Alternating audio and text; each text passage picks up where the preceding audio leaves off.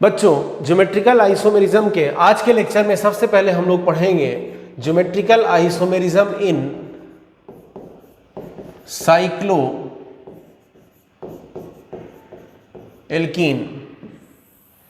जब यहां पर हम साइक्लो एल्कीन बोल रहे हैं तो इसका मतलब वहां पर कोई सब्स्टिट्यूएंट नहीं लगा हुआ है। जैसे समझिएगा, मान लीजिए हमने यहां पर ध्यान से समझिएगा एग्जाम्पल, हमने यहाँ पर एक ये साइक्लोहेक्सेन ले लिया, यहाँ एक और बॉन्ड बना दिया, ये साइक्लोहेक्सीन हो गया, मतलब साइक्लो एल्कीन हो गया। इसमें कोई और ग्रुप नहीं लगा। जैसे मान लो यहाँ मैं क्लोरीन लगा दूँ, इधर मैं ब्रोमीन लगा दूँ, this is substituted cyclo alkene, this is substituted cyclo alkene, मतलब उसमें कोई सब्स्टिट्यूएंट लगा दिया गया है।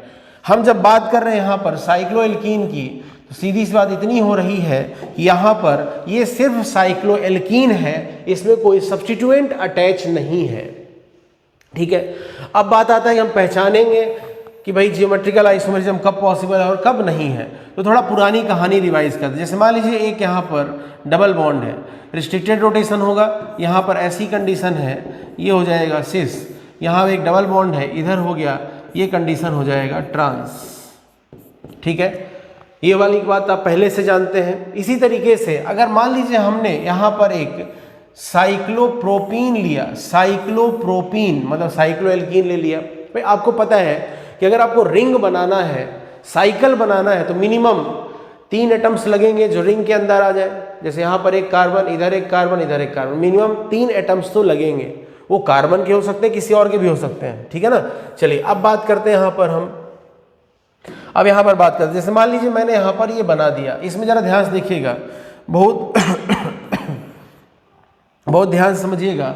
ये हमारे पास यहाँ पर साइक्लोप्रोपीन हो गया, इसमें यहाँ पर ये साइक्लोप्रोपीन का स्ट्रक्चर मैंने बना दिया। इस कार्बन को ध्यान से देखिए, इस कार्बन से ये एक ग्रुप लगा हुआ है, कार्बन ही हालांकि, ठीक है, बट समझने के पॉइंट है उसमें, इधर एक ग्रुप लगा हुआ है, ये भी कार्बन, और दूसरी तरफ यहाँ पे हाइड्रोजन और हाइड्रोजन लगा हुआ है। जरा ध्यान से देखिए, हाइड्रोजन हाइड्रोजन सेम साइड में है, रोटेशन यहाँ पर रिस्ट्रिक्टेड है इसके लॉन्ग, तो ये सिस फॉर्म हो गया। ये कौन सा फॉर्म हो गया? Cis form. लेकिन बात आता है क्या इसमें ट्रांस बना सकते हैं? चलिए सोचते हैं ट्रांस बना सकते हैं कि नहीं, तो चलिए देखते हैं ध्यान से। जैसे मान लीजिए हमने यहाँ पर क्या किया, ये स्ट्रक्चर बनाया, ध्यान से देखिएगा, यहाँ पर मैं बोल देता हूँ ये एक ग्रुप है, ये कार्बन है, बस समझाने के पॉइंट है, बस बोल देता हूँ एक ग्रुप ये मान लो, और यहाँ पर ये एक ग्रुप मान लो, समझाने के हिसाब से बोल रहा हूँ, ठीक है ना। चलिए, और ये अपना हो गया यहाँ पर डबल बॉन्ड। क्या इसमें आप ऐसा कर सकते हो कि इस वाले ग्रुप को इधर ही रहने दो और इस वाले ग्रुप को इधर लेके आ जाओ? सर नहीं पॉसिबल है। क्यों? सोचिए ध्यान से, थोड़ी देर के लिए इमेजिन करिए, आप इसको लेके इस तरफ आएंगे, इस तरफ लेके आएंगे, तो ये कार्बन है ना, इसको पकड़ के रखेगा। ऐसे समझिए, मान लीजिए यहाँ पर ये कंडीशन ऐसी है, आप इसको घुमा के ले जाएंगे तो बॉन्ड टूट जाएगा, और जब बॉन्ड बनाएंगे तो फिर से पुरानी कंडीशन में आ जाएंगे। मतलब आपको यहाँ पे यही हो सकता है कि ये यहाँ पर डबल बॉन्ड है, ये इस तरफ रहे, इस तरफ, और ये इस तरफ रहे, मतलब सेम साइड में रहे, सिस ही रहे। इसमें आप ट्रांस जैसा कुछ नहीं बना सकते। देखिए रिंग टूट गया। तो काम की बात यहाँ पर ये है कि सर हम इसमें इसको दूसरी तरफ, जैसे मान लीजिए यहाँ पर समझाते हैं फिर से एक बार, ध्यान से देखिएगा, हमने इसको इस तरफ रखा है, इसको ऊपर की तरफ रखा है, तो क्या सर इसको हम नीचे की तरफ लेके आ सकते हैं क्या? मतलब इसको, इस वाले को मोड़ करके इधर लेके आ जाए, ऐसा लाया जा सकता है क्या? तो बात है नहीं पॉसिबल है। क्यों? क्योंकि जो कार्बन है जिस पे ये दोनों जुड़े हुए हैं, ये कार्बन इसको दूसरी तरफ ले जाने नहीं देगा। ये समझाने के पॉइंट ऑफ व्यू से मैंने बताया कि ये बॉन्ड अगर ऐसा है तो ये बॉन्ड फिर इस तरफ नहीं आ पाएगा, मतलब इसमें ट्रांस के बनाने की पॉसिबिलिटी नहीं है। तो एक ही फॉर्म रहेगा ना, सिर्फ एक फॉर्म रहेगा। कौन सा फॉर्म रहेगा? एक वो फॉर्म रहेगा ये वाला, वो फॉर्म रहेगा ये वाला, सिस फॉर्म। लेकिन वहीं पर थोड़ी देर के लिए इमेजिन करिए, यहाँ पर ये रिंग नहीं होता, तब कोई दिक्कत नहीं होती। ये सेम साइड, ये अपोजिट साइड, एक सिस एक ट्रांस। लेकिन इसमें सिर्फ एक ही पॉसिबिलिटी, दोनों भैया तुम इधर इधर ही रहो, दोनों इधर इधर ही रहो इस बॉन्ड के अलॉन्ग, मतलब सिर्फ सिस की पॉसिबिलिटी दिख रही है, ट्रांस की पॉसिबिलिटी नहीं दिख रही है। मतलब यहाँ पर कहेंगे कि ज्योमेट्रिकल आइसोमेरिज्म पॉसिबल नहीं है। क्लियर हुआ बात इतना? इस केस में पॉसिबल नहीं है। और केसेस देखते हैं जहाँ पर जीआई बनाया जा सकता है। मान लीजिए मैंने यहाँ पर एक 4 मेंबर रिंग लिया, साइक्लो एल्कीन ले लिया, साइक्लोब्यूटीन ले लिया। अब इस साइक्लोब्यूटीन में जरा ध्यान से देखिए, ये डबल बॉन्ड हो गया, इस डबल बॉन्ड के अलॉन्ग यहाँ पर ये एक ग्रुप इधर एज्यूम कर लेते हैं और दूसरा ग्रुप इधर एज्यूम कर लेते हैं। थोड़ी जल्दी इमेजिन करिए कि ओपन स्ट्रक्चर है, एक ग्रुप इधर लगा है, एक ग्रुप इधर लगा है और एक ग्रुप इधर लगा है, ये सिस हो जाएगा। इसी ओपन स्ट्रक्चर से यहाँ पर एक ग्रुप इधर ही रहने दो और दूसरा ग्रुप इधर लेके चले आओ, ये क्या हो गया, ट्रांस हो गया। एक ग्रुप इधर है, एक ग्रुप इधर है, अपोजिट में हो गया, ट्रांस हो गया, यहाँ पर जीआई हो गया। लेकिन इसमें आते हैं, क्या इसमें ऐसा हो सकता है कि हम क्या करें, इस डबल बॉन्ड को ऐसे रहने दें, इस ग्रुप को ऐसे ऊपर रहने दो, इस ग्रुप को नीचे लेके आ जाओ, तो यहाँ पर ये जो बॉन्ड बैठा हुआ, ये वाला बॉन्ड दिख रहा होगा, ये वाला बॉन्ड यहाँ पर ध्यान से देखिएगा, यहाँ पर जो ये जो बॉन्ड बैठा हुआ, ये वाला बॉन्ड, ये इसको इधर आने नहीं देगा। यहाँ पे इसको ऐसे रहने देना है, इसको इस वाले को नीचे की तरफ लेके आना है, इस वाले रेड कलर जो दिख रहा है इसको नीचे लेके आना है, तो ये बॉन्ड इसको इधर लाने नहीं देगा। मतलब ऐसा फॉर्म पॉसिबल नहीं है। दिमाग में कई बार आता है सर ऐसा करते हैं ना कि यहाँ पर इन दोनों को ऐसा कर देते हैं, इस वाले को इधर लेके चले आओ, देखो ये वाला ऐसा है, इसको ऐसे रहने दिया, ध्यान से देखो, और इस वाले को नीचे लेके चले आओ और सर ऐसा बॉन्ड बना दो। ठीक है, पेपर में बनाने के लिए कुछ भी बना दीजिए, बट रियल में ऐसा नहीं हो पाएगा। ठीक है ना, रियल में ऐसा नहीं हो पाएगा कि यहाँ पर इस तरीके से रिंग का फॉर्मेशन हो सके, ऐसा रियल में नहीं हो पाएगा। इसलिए यहाँ पर ये वाला फॉर्म नहीं बनेगा। अगर ये फॉर्म नहीं बनेगा तो कहेंगे कि इसमें सिर्फ सिस रहेगा, ट्रांस की पॉसिबिलिटी नहीं है। आगे बात करते हैं, जैसे मान लीजिए हमने यहाँ पर इसी तरीके से आगे बढ़ते हैं सीक्वेंस में, साइक्लोपेंटीन ले लिया। हमने क्या ले लिया, साइक्लोपेंटीन। अब इस बॉन्ड से देखिए, इधर एक ग्रुप लगा हुआ है, इधर एक ग्रुप लगा हुआ है, इधर एक ग्रुप लगा हुआ है, एक बॉन्ड से ही दिखाई दे जाता है। और रेफरेंस के तौर पर हमने यहाँ पर इस डबल बॉन्ड को ले लिया। कोई बोलता है कि सर ऐसा कर सकते हैं क्या कि यहाँ पे डबल बॉन्ड रहने दो, ये जो ग्रुप था अपना इसको ऐसे ही रहने देते, इसको ऐसे ही रहने देते और इसको नीचे की तरफ लेके आ जाते, ऐसा हो पाएगा क्या? तो आंसर है नहीं सर। यहाँ पर ये जो बॉन्ड है, ये जो बॉन्ड है, ये वाला रीजन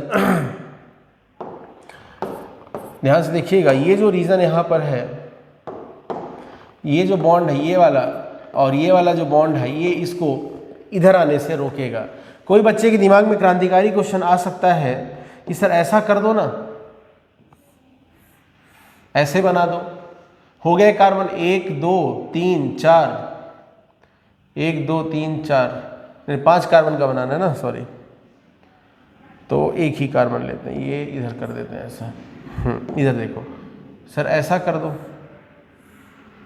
यहाँ पर 1 2 3 4 और 1 5 कार्बन। तो भाई फिर से वही जवाब है, पेपर पे बना लीजिए, रियल में नहीं बन पाएगा, क्योंकि ये जो बॉन्ड है ये वाला, ये इसको इस तरफ लाने ही नहीं देगा। तो फाइनली कंक्लूड करते हैं अपन बातों को। तो बातों को हम कंक्लूड करेंगे तो हम बोलेंगे कि देखिएगा ध्यान से, अगर मान लीजिए हमारे पास मान लीजिए हमारे पास अगर यहाँ पर साइक्लोप्रोपीन है, साइक्लोब्यूटीन है, साइक्लोपेंटीन है, साइक्लोहेक्सीन है और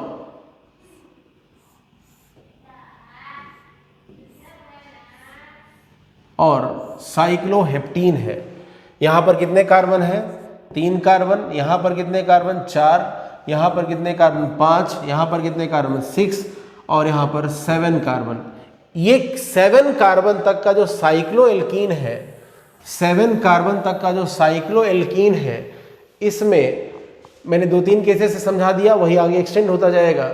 7 कार्बन तक का जो साइक्लोएल्कीन है, इन सब में हम कहेंगे कि GI is not possible, GI is not possible. बात समझ में आ गया? मतलब सिर्फ जिस मॉलिक्यूल के बारे में बोला उसी की बात हो रही है। ऐसा क्यों बोल रहे हो सर? ध्यान समझिएगा। जैसे मान लीजिए मैंने यहाँ पर बोला, एक एग्जांपल लेते हैं, मान लीजिए मैंने यही बोला साइक्लोहेक्सीन, मैंने बोला साइक्लोहेक्सीन में GI नहीं पॉसिबल है, साइक्लोहेक्सीन में GI पॉसिबल नहीं है। अब एग्जामिनर ने आपको ऐसा क्वेश्चन दे दिया, यहाँ पर लगा दिया क्लोरीन, इधर लगा दिया क्लोरीन और पूछा बताओ इसमें GI पॉसिबल है कि नहीं। तुम रट के गए, अच्छा सर ने बोला था कि साइक्लोहेक्सीन में जीआई नहीं पॉसिबल है, 7 कार्बन तक के साइक्लोएल्कीन में जीआई पॉसिबल नहीं, और टिक करके आ गए, तो गलत हो जाएगा। मैंने पहले ही बोला है कि जो भी कहानी पढ़ रहे हैं वो कहानी है किसके लिए, नॉन सब्स्टिट्यूटेड के लिए। किसके लिए, नॉन सब्स्टिट्यूटेड के लिए। अगर साइक्लोएल्कीन बोला मतलब सिर्फ साइक्लोएल्कीन है, उसमें कोई ग्रुप, कोई सब्स्टिट्यूएंट लगाया गया नहीं है। देखिए यहाँ पर हमने कार्बन हाइड्रोजन के अलावा कुछ और है नहीं, देखिए यहाँ बैलेंसी पूरा करने के लिए हाइड्रोजन आएगा, तो कुछ और नहीं उससे जुड़ा हुआ है, कुछ सब्स्टिट्यूएंट नहीं लगा हुआ है, ये प्योरली साइक्लोएल्कीन है। This is non substituted cycloalkene. But यहाँ पर देखिए ध्यान से, इस एग्जाम्पल को ध्यान से देखिए, इसमें तो क्या कर दिया है, क्लोरीन लगा दिया कि नहीं। तो पुराना नॉलेज जो हम पहले पढ़ चुके हैं उसके बेसिस पर हम लोग कह सकते हैं कि अगर मान लीजिए यहाँ पर हम चाहें तो ऐसा बना सकते हैं, ये एक क्लोरीन मान लीजिए वेज पे चला गया और दूसरा क्लोरीन डैश पे चला गया, और एक पॉसिबिलिटी हो सकती है कि दोनों क्लोरीन वेज पे हो जाए या फिर दोनों क्लोरीन डैश पे चले जाए। एक पॉसिबिलिटी मैं ड्रॉ कर देता हूँ, दूसरा अंडरस्टूड है। तो जरा इस बात में ध्यान से देखिएगा, ये वेज मतलब बोर्ड के प्लेन से ऊपर की तरफ, डैश बोर्ड के प्लेन से अंदर की तरफ, एक ऊपर एक अंदर, ये क्या हो गया, ट्रांस हो गया। यहाँ लिख देता हूँ, ये क्या हो गया, ट्रांस।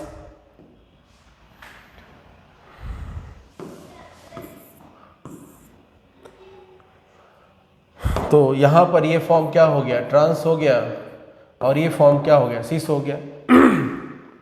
जबकि इसका जो साइक्लिक पार्ट है वो तो साइक्लोहेक्सीन का ही है। मैं ये नहीं बोल रहा हूँ साइक्लोहेक्सीन है, साइक्लोहेक्सीन का साइक्लिक पार्ट है, उसमें ग्रुप लगा दिए गए। क्लियर हुआ, तब तो यहाँ पर जीआई हो गया।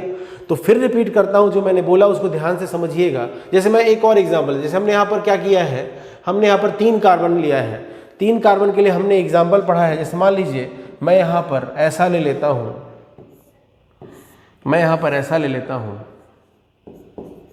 Methyl, methyl.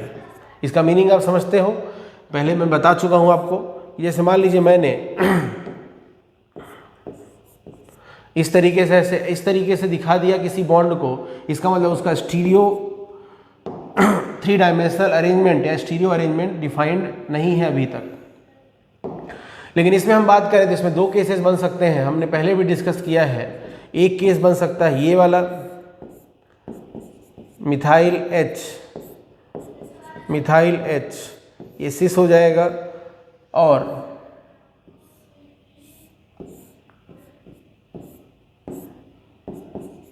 Methyl methyl HH ये ट्रांस हो जाएगा। पहले ही पढ़ चुके हैं। तो फिर मैं बोलता हूं, मैं यहां पर ये बिल्कुल भी नहीं बोल रहा हूं आपसे कि 3 कार्बन के रिंग में, 4 कार्बन के रिंग में, 5 कार्बन के रिंग में, 6 कार्बन के रिंग में, 7 कार्बन के रिंग में जीआई नहीं पॉसिबल है, ऐसा नहीं बोल रहा हूँ। उसमें अगर मैंने ग्रुप लगा दिए तो जीआई में कर सकता हूँ, जीआई पॉसिबल कर सकता हूँ। यहाँ पर एग्जांपल हमारे पास है, ये देखिए 6 कार्बन का रिंग है, उसमें आप सब्स्टिट्यूएंट लगा के जीआई की पॉसिबिलिटी देख सकते हैं। प्योरली अगर यहाँ पर मतलब कि नॉन सब्स्टिट्यूटेड अगर साइक्लोएल्कीन है तो 7 कार्बन तक हमारे पास जीआई की पॉसिबिलिटी नहीं है। तो कहाँ पर पॉसिबिलिटी आएगी जीआई की, चलिए देखते हैं। यहाँ तो समझ में आ गया। जैसे मान लीजिए हम यहाँ पर अब बात करेंगे बहुत इंपॉर्टेंट एग्जाम्पल, बहुत ही ज़्यादा इंपॉर्टेंट एग्जाम्पल, साइक्लोऑक्टीन।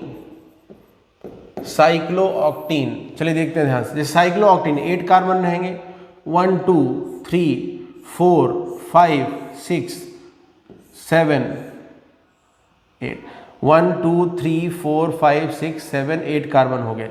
और यहाँ पर मैंने लगा दिया एक मल्टीपल बॉन्ड, दिखाई नहीं देगा, इसको कलर चेंज कर देते हैं। 2 कार्बन 3 4 5 6 7 8, ठीक है।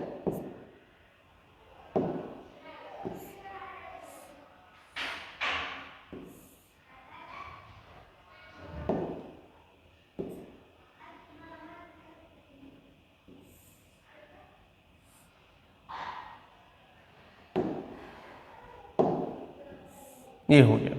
मान लीजिए यहाँ पर मैंने एक डबल बॉन्ड लगा दिया, तो जरा ध्यान से देखिए, इस मतलब एक बॉन्ड लगा दिया तो ये डबल बॉन्ड हो गया।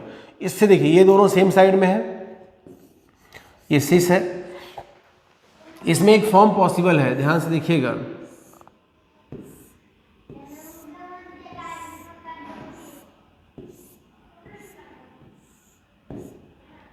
ऐसा।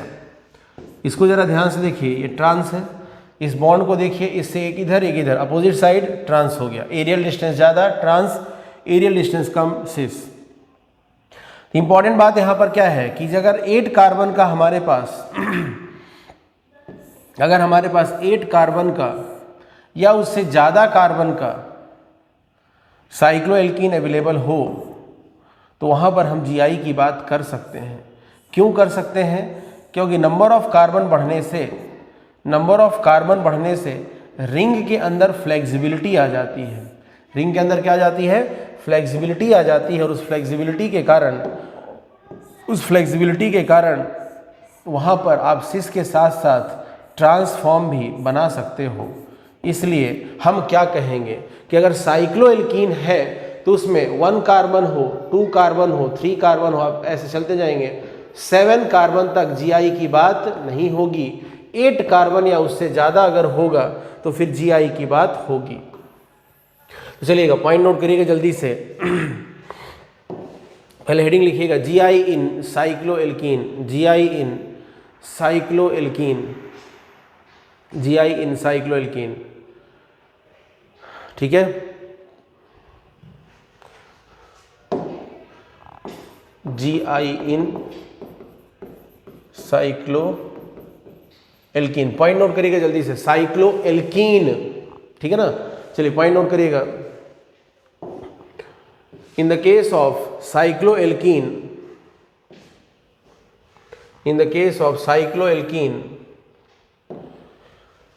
GI is possible in the case of cycloalkene, bracket में लिखेगा नॉन सब्स्टिट्यूटेड। ये आपको जब भी आप पढ़ेंगे तो एक बार दिमाग में पूरी कहानी याद आ जाएगी, इसलिए मैंने ऐसा बोला। GI इन साइक्लोएल्कीन ब्रैकेट के अंदर non substituted is possible if number of carbon atoms in ring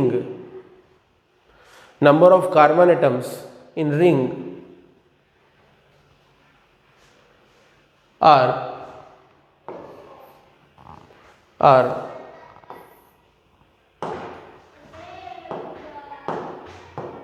इधर लिखा हुआ है इक्वल और ग्रेटर देन 8, इधर लिखा हुआ number of carbon in ring equal और ग्रेटर देन 8, इक्वल और ग्रेटर देन, इधर लिखा हुआ है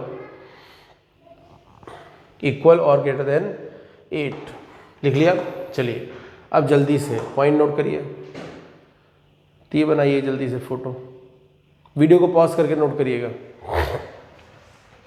वीडियो को पॉज करके नोट कर लीजिएगा ये वाला, ठीक है। इसके बाद फिर लिखिएगा साइक्लोऑक्टीन और इसके ब्रैकेट में लिख लीजिएगा जीआई पॉसिबल है, और फिर डायग्राम बना लीजिए वीडियो को पॉज करके डायग्राम बना लीजिए, ठीक है। चलिए आगे बात करते हैं। अब क्या होगा, एग्जामिनर दोनों, तो अभी तक हमने जो कंसेप्ट पढ़े हैं, जैसे मल्टीपल बॉन्ड हो, एक डबल बॉन्ड हो, और इससे इधर मान लो AB लगा है, इधर मान लो PQ लगा है, मतलब इस कार्बन से जुड़े हुए दोनों ग्रुप डिफरेंट, इस कार्बन जुड़े हुए दोनों ग्रुप डिफरेंट, तो GI हो जाएगा। पुरानी कहानी जो हम जानते हैं उस पर बेस्ड एग्जामिनर कुछ क्वेश्चन पूछ सकता है। एक बार मैं जल्दी इस पुरानी कहानी बताता हूँ। जैसे मान लीजिए ऐसा है, यहाँ पर AB हो, यहाँ पर PQ हो या फिर AB, मतलब इससे लगे हुए दोनों डिफरेंट हो, इससे लगे हुए दोनों डिफरेंट हो, तो GI हो जाएगा। पुरानी कहानी है। मान लीजिए एक साइक्लिक स्ट्रक्चर हो और इसमें यहाँ पर मान लीजिए हमने मिथाइल या हाइड्रोजन मिथाइल, चलो ठीक है, ये ट्रांस हो गया और दूसरा फॉर्म 6 हो जाएगा, GI हो जाएगा। तो एक साइक्लिक स्ट्रक्चर में हमने किसी एक सेंटर से 2 डिफरेंट ग्रुप, दूसरे सेंटर से 2 डिफरेंट ग्रुप लगा दिए तो GI पॉसिबल हो जाएगा। बट कुछ प्रिकॉशन भी रखना पड़ता है। जैसे मान लीजिए यहाँ पर मैंने आपको अभी थोड़ी देर पहले ये वाला एग्जांपल बताया,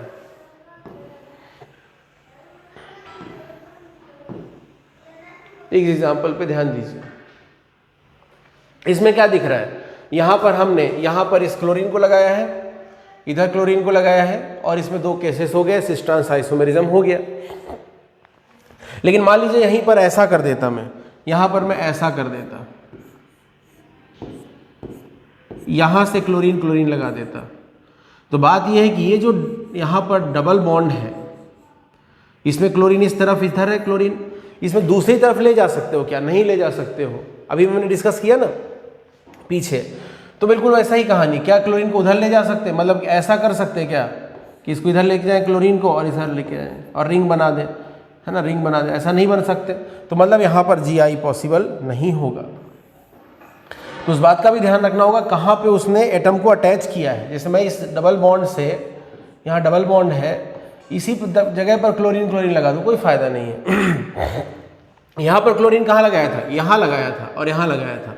ये sp3 सेंटर है, sp3 सेंटर है, तो इसमें हो सकता है ना कि क्लोरीन, दोनों क्लोरीन वेज पे हो, दोनों क्लोरीन में से एक क्लोरीन वेज पे और एक डैश पे हो, तो सिस ट्रांस हो गया। लेकिन यहाँ तो ये क्या हो जाएगा, ये वाला स्ट्रक्चर और ये वाला स्ट्रक्चर, इधर का पार्ट मैं इसको फिर से ड्रॉ करता हूँ। ध्यान से समझिएगा। यहाँ पर ये मैंने इधर क्लोरीन लगा दिया, इधर क्लोरीन लगा दिया, तो ये वाला क्लोरीन दोनों इसी प्लेन में रहेंगे, क्योंकि ये वाला sp2 हाइब्रिड है और ये sp2 हाइब्रिड है, ये sp2 है और ये sp2 है। ये दोनों क्लोरीन सेम प्लेन में रहेंगे और ये दोनों कार्बन उसी प्लेन में रहेंगे। इसमें ट्विस्टिंग नहीं हो सकता, मतलब इसको दूसरी तरफ नहीं ले जाया जा सकता।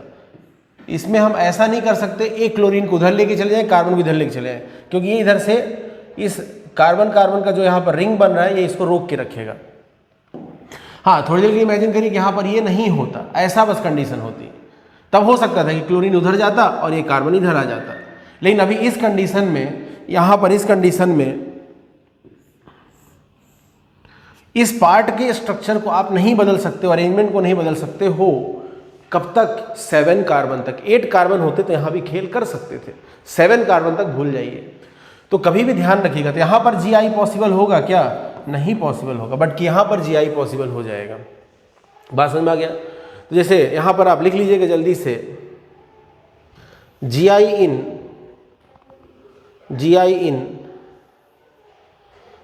substituted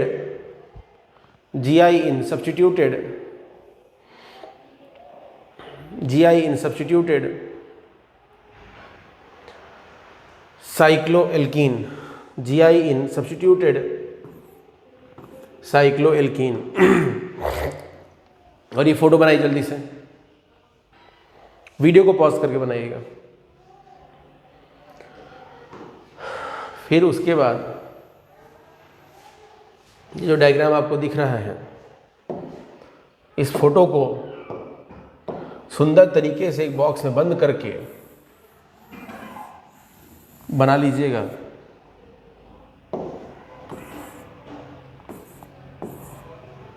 ठीक है, ठीक है। यहाँ sp2 लिखा है, इधर भी sp2 लिखा है। ठीक है, चलिए आगे बढ़ते हैं। अब क्या होगा, जो हमने अभी तक पढ़ा उन सबको मिला करके एग्जामिनर बेहतरीन क्वेश्चन पूछ सकता है। क्वेश्चन पूछा गया आपसे,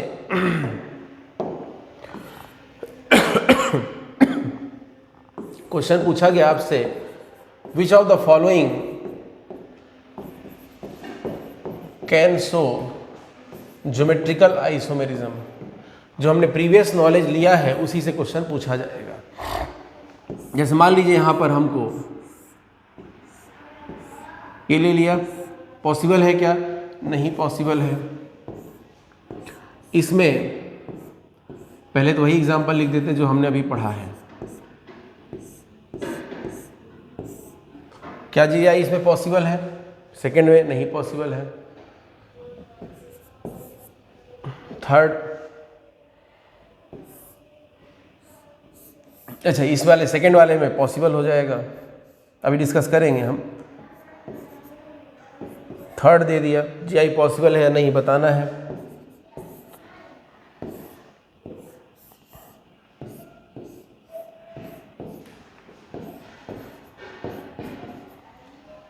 और भी एग्जाम्पल्स हैं, पहले इनको निपटा लेते हैं। यहाँ पर GI पॉसिबल है क्या फर्स्ट वाले में? सर नहीं पॉसिबल है, ठीक है, इसमें नहीं पॉसिबल है। इस वाले में GI पॉसिबल नहीं है, कारण आप जानते हैं। इस वाले में क्या होगा, ये जो कार्बन है इससे क्लोरीन जुड़ा है, इस कार्बन से क्लोरीन जुड़ा है, और ये कार्बन sp3 है, ये कार्बन भी sp3 है। तो इसमें हो सकता है ना दोनों क्लोरीन वेज पे हो तो सिस, एक क्लोरीन वेज पे दूसरा क्लोरीन डैश पे तो ट्रांस। यहाँ पर पॉसिबल है, यहाँ पर पॉसिबल है, तो GI यहाँ पर पॉसिबल हो जाएगा। अगले एग्जाम्पल को देखते हैं। इस वाले में बोल दिया गया, देखिएगा ध्यान से, यहाँ ये पुराना एग्जाम्पल है। इस कार्बन को देखो sp2 है, इस कार्बन को देखो sp2 है, और सबसे बड़ी बात ये रिंग इधर से इसको दूसरी फॉर्म में ले जाने से पॉसिबल, दूसरी तरफ ले जाने से रोकेगा। तो यहाँ पर हम कहेंगे कि GI पॉसिबल नहीं है। GI पॉसिबल नहीं है। ये जो एग्जाम्पल है वो पुराना वाला एग्जाम्पल ही है, ये वाला एग्जाम्पल जो हमने अभी डिस्कस किया था, ये वाला। कारण आपको बता दिया, रिंग है ना इधर, अगर रिंग नहीं होता, अगर ये रिंग नहीं होता, ऐसा होता तब पॉसिबल हो जाता, sp2 हाइब्रिडाइजेशन ही रहता, बट क्लोरीन इधर और कार्बन इधर, तब पॉसिबल हो जाता। बट फिलहाल यहाँ पर रिंग है, इस रिंग के कारण GI की पॉसिबिलिटी यहाँ पर ख़त्म हो जाती है। तो ये एग्जाम्पल अपना पुराना एग्जाम्पल ही हो गया। इस पे देखते हैं। यहाँ पर इस डबल बॉन्ड को देखो, इस कार्बन से एक Cl एक हाइड्रोजन, डिफरेंट ग्रुप्स अटैच हैं। थोड़ा सा यहाँ पर हम डिफरेंट ग्रुप को दिखाने के लिए अलग अलग सिंबल यूज करेंगे। जैसे मान लीजिए मैंने क्लोरीन को बोल दिया ऐसे स्टार बना के, एक हो गया, हाइड्रोजन को ऐसे है से दिखा दिया, अलग अलग हो गए दोनों। इधर आते हैं, इधर का और इधर का ग्रुप सेम, मतलब इधर का ग्रुप ऐसे दिखा दिया मैंने डबल टिक करके, और इधर का ग्रुप डबल टिक करके, दोनों सेम हो गए। तो इसमें कुछ नया नहीं बना सकते ना। मान लो H को उधर ले जाऊँ, Cl को इधर ले जाऊँ, तो मुझे नया नहीं मिलेगा, वही रह जाएगा। तो यहाँ पर हम क्या कहेंगे कि GI पॉसिबल नहीं है। और आगे देखते हैं।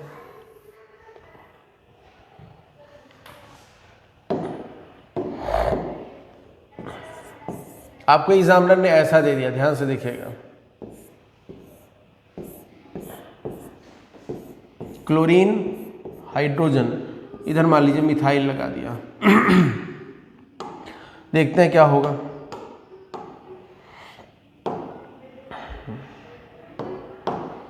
यहाँ देखो क्लोरीन हाइड्रोजन, इस कार्बन से अटैच ग्रुप दोनों डिफरेंट है। इसको मान लीजिए ऐसे स्टार बना के दिखा दिया, सिंबल अलग अलग यूज करना है, और इसको ऐसे दिखा दिया, ये दोनों अलग अलग हो गए। इधर आते हैं, इधर का ग्रुप मतलब इस कार्बन से जुड़ा हुआ ये ग्रुप और इस कार्बन से जुड़ा हुआ ये ग्रुप दोनों डिफरेंट है। देखो इधर कार्बन से मिथाइल जुड़ा है, इधर सिर्फ कार्बन है, और उससे हाइड्रोजन जुड़ा है।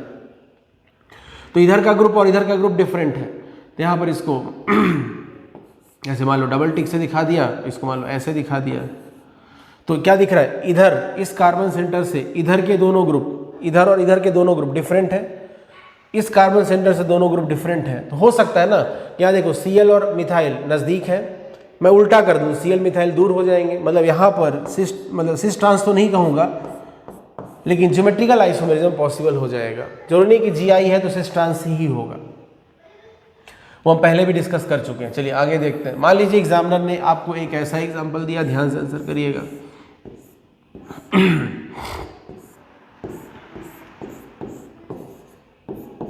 ऐसा ले लिया, पूछा GI से पॉसिबल है कि नहीं। चलिए देखते हैं।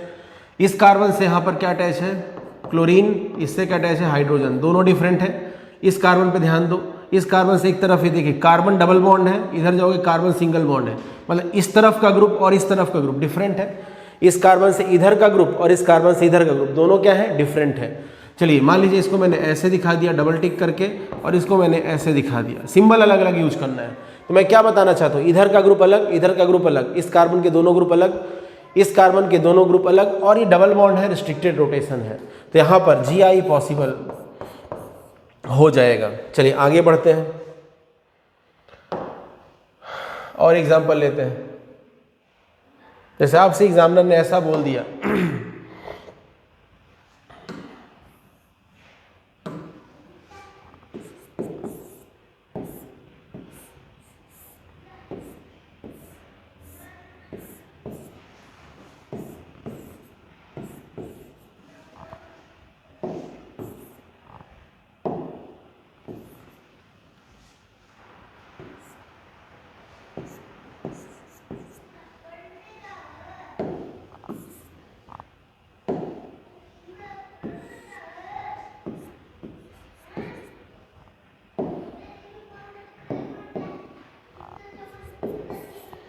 ये एग्जाम्पल दे दिया और पूछ लिया कि इसमें GI पॉसिबल है कि नहीं।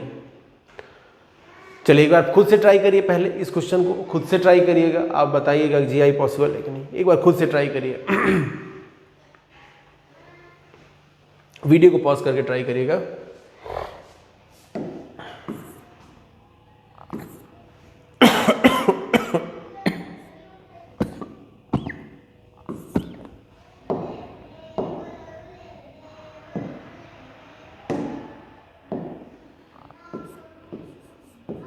चलिए यहां हमने देखा इस कार्बन से क्लोरीन क्लोरीन जुड़ा है, इधर आए तो CC मिथाइल CC मिथाइल, यहां पर तो GI पॉसिबल नहीं है इस डबल बॉन्ड के कारण।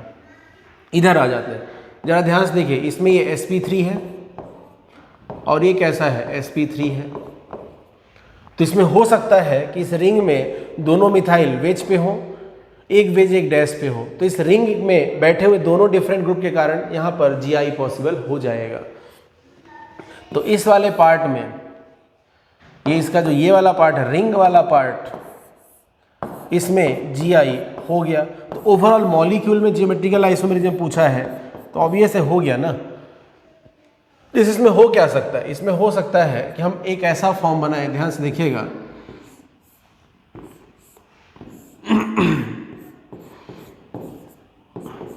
ऐसा ले लिया,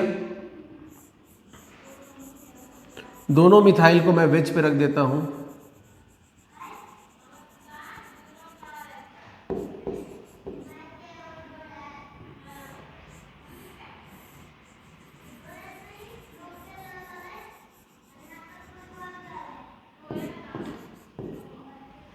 ठीक है। तो ये वाला पार्ट क्या हो जाएगा, सिस, ठीक है। और फिर इसमें दूसरी पॉसिबिलिटी क्या हो जाएगी, इसमें दूसरी पॉसिबिलिटी हो जाएगी कि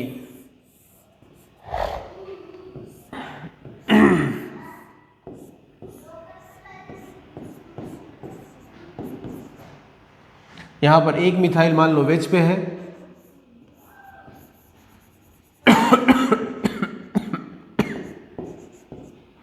और दूसरा मिथाइल डैश पे है, तो ये वाला जो केस बनेगा ये किसका बन जाएगा, ट्रांस का।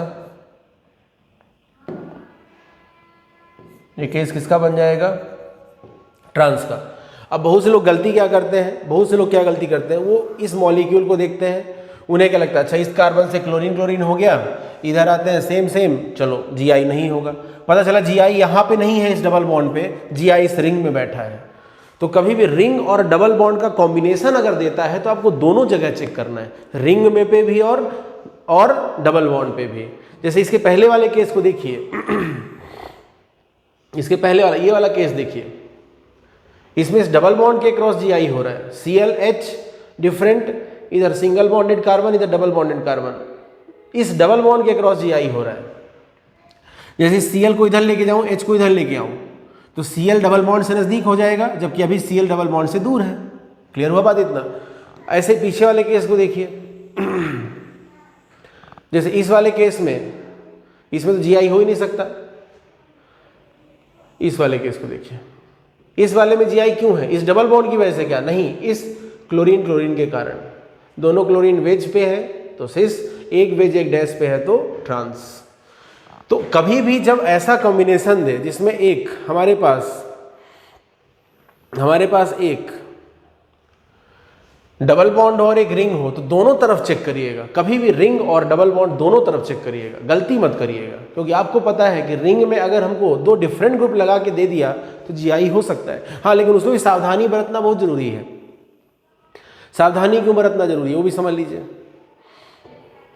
पता दो डिफरेंट ग्रुप लगाया लेकिन ऐसे लगा के दे दिया, आप टिक करके आ गए GI होगा, नहीं होगा ना इस केस में। क्यों नहीं होगा, कारण आप समझ रहे हैं, सिंपल तरीका भैया, ये क्लोरीन ये मैंने आपको समझा दिया, ये इसको दूसरी तरफ नहीं जाने देगा।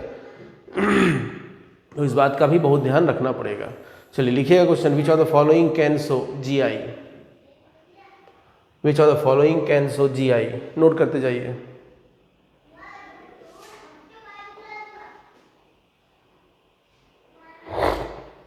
वीडियो को पॉज करके नोट करते जाइए।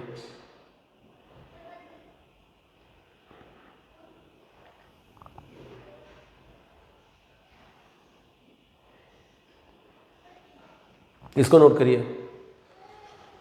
तो 7 नंबर का जो एग्जाम्पल है वो बहुत इंपॉर्टेंट है, इसलिए इसको स्टार बना देता हूँ।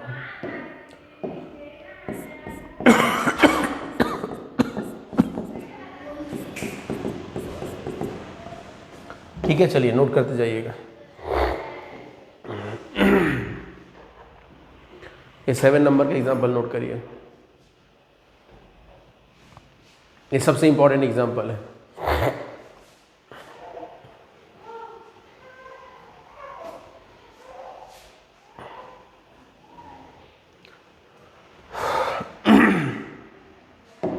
चलिए एक और एग्जाम्पल लेते हैं, इसको भी आंसर आप करिएगा। पहले 8 नंबर, बहुत सोच समझ के आंसर करिएगा। 8 नंबर,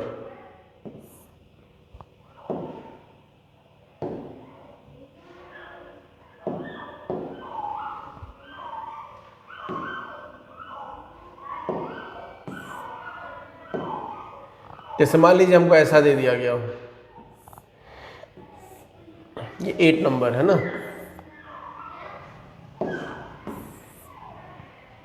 ऐसा दिया गया, ध्यान से आंसर करिएगा।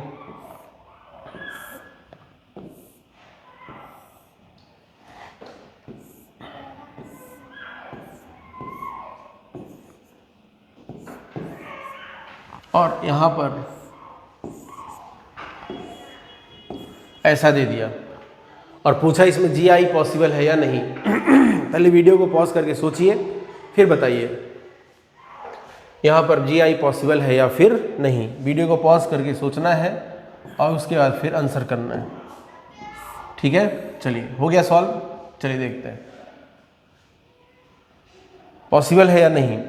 आपने क्या देखा, इस कार्बन को देखो sp3 है, इस कार्बन को देखो sp3 है। रिंग में रोटेशन रिस्ट्रिक्टेड रहता है, वो आपको पहले से पता है। इसमें इधर क्लोरीन इधर क्लोरीन, तो हो सकता है दोनों क्लोरीन वेज पे हो या फिर डैश पे हो, और वो एक हो सकता है कि एक वेज पे और एक डैश पे हो। जबकि इस तरफ यहाँ पर, तो यहाँ पर आंसर क्या जाएगा। अगर हम जीआई देखें इस डबल बॉन्ड के अक्रॉस, तो इस डबल बॉन्ड के अक्रॉस जीआई पॉसिबल नहीं होगा, लेकिन इस रिंग के अक्रॉस देखेंगे तो जीआई पॉसिबल हो जाएगा। ओवरऑल मॉलिक्यूल की अगर हम बात करें, पूरे मॉलिक्यूल की अगर हम बात करें, तो क्या दिखाई दे रहा है, पूरे मॉलिक्यूल के अंदर जीआई तो हो ही जाएगा।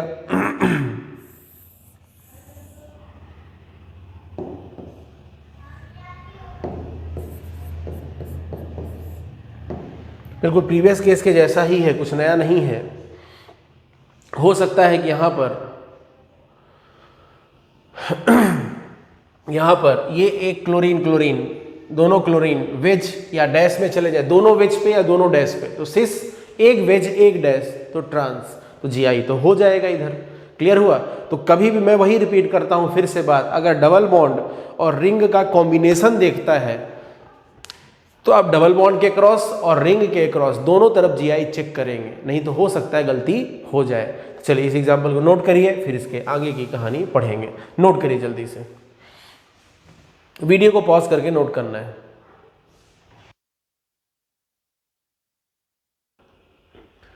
बच्चों अब हम लोग इसके आगे पढ़ते हैं, आपने नोट कर लिया होगा।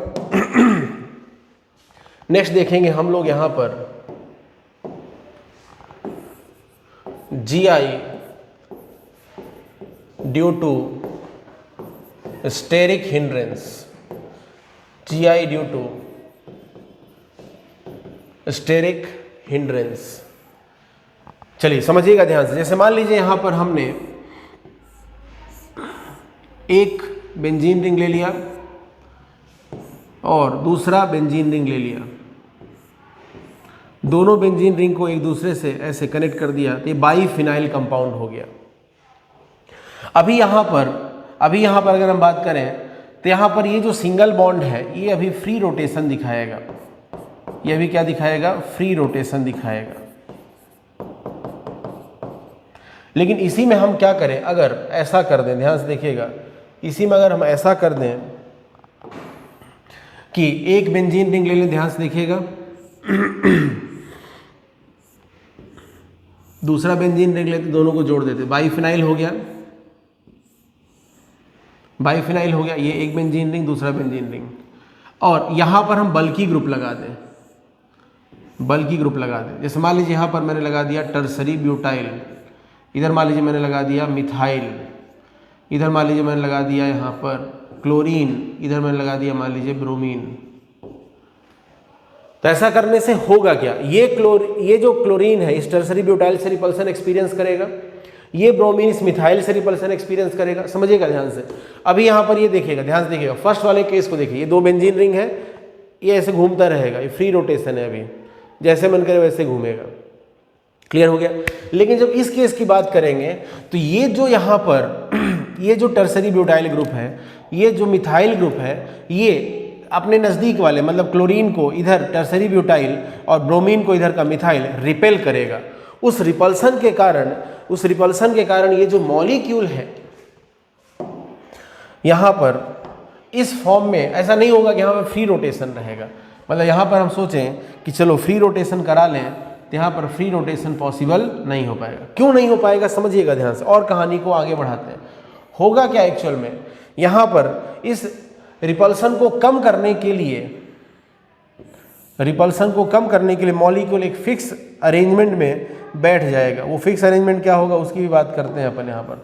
ध्यान से देखिए क्या होगा, ये ध्यान से देखिएगा। मान लीजिए ये बेंजीन रिंग बोर्ड के प्लेन में बैठा है, इससे यहाँ टर्सरी ब्यूटाइल और यहाँ पर मिथाइल ग्रुप जुड़े हुए हैं। अगर दूसरा वाला भी ऐसे रहे, बोर्ड के प्लेन में रहे, तो इसका क्लोरीन इसके टर्सरी ब्यूटाइल के बहुत ज़्यादा नज़दीक आएगा, ब्रोमीन मिथाइल के बहुत नज़दीक आएगा, बहुत रिपल्सन होगा। तो दूसरा रिंग ये बोर्ड के प्लेन में बैठा है, तो दूसरा रिंग ऐसे बोर्ड के प्लेन से नियरली परपेंडिकुलर चला जाएगा। मैं ये नहीं बोलूँ परफेक्टली परपेंडिकुलर जाएगा, बट नियरली परपेंडिकुलर अरेंजमेंट में चला जाएगा। मतलब एक रिंग अगर यहाँ पर बोर्ड के प्लेन में है तो दूसरा ऐसे रहेगा। इस केस में ऐसा रहेगा। क्यों ऐसा करने से, ये मान लो टर्सरी ब्यूटाइल, ये मान लो क्लोरीन है, ये क्लोरीन है, और अगर ऐसे है दोनों तो नज़दीक रिपल्सन ज़्यादा, ऐसे हो गया तो दूरी बढ़ गई, रिपल्सन कम हो गया। तो एक्चुअल में क्या होगा, जो दूसरा वाला बेंजीन रिंग का पार्ट होगा, मतलब कि जो दूसरा फिनाइल रिंग होगा, वो अपने प्लेन को चेंज कर देगा, जैसे मान लीजिए यहाँ पर ये वेज लाइन हो गया मान लो, मतलब ये बोर्ड के प्लेन से ऊपर की तरफ आ गया, ये वेज लाइन में चला गया। तो दूसरा वाला जो पार्ट होगा वो कहाँ भाग जाएगा, वो डैश लाइन में भाग जाएगा।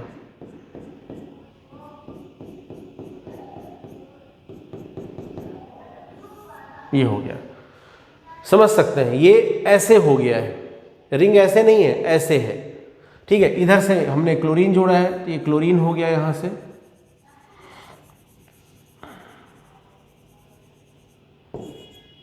और इधर हमने क्या अटैच किया, ब्रोमीन। बात समझ में आ गया। और अब हम सोचें इसको फ्रीली घुमा दें तो यहाँ पर पॉसिबल नहीं हो पाएगा। क्लियर हुआ बात इतना। तो ये जो गिवन मॉलिक्यूल यहाँ पर है वो एक्चुअल में कैसे एग्जिस्ट करेगा, ये एक्चुअल में इस फॉर्म में एग्जिस्ट करेगा। क्लियर हो गया होगा, बहुत सिंपल कहानी है। ऐसा वो क्यों करेगा, क्योंकि यहाँ पर इस क्लोरीन को इस टर्सरी ब्यूटाइल से, इस ब्रोमीन को इस मिथाइल से स्टेरिक रिपल्सन मिलेगा, जिसकी वजह से ये अपने प्लेन को एक बार बदल देगा और वापस नहीं जाना चाहेगा। तो मैं यहाँ पर बेटर होगा इस जगह पे दिखा दूँ, मैं यहाँ दिखा दूँ कि यहाँ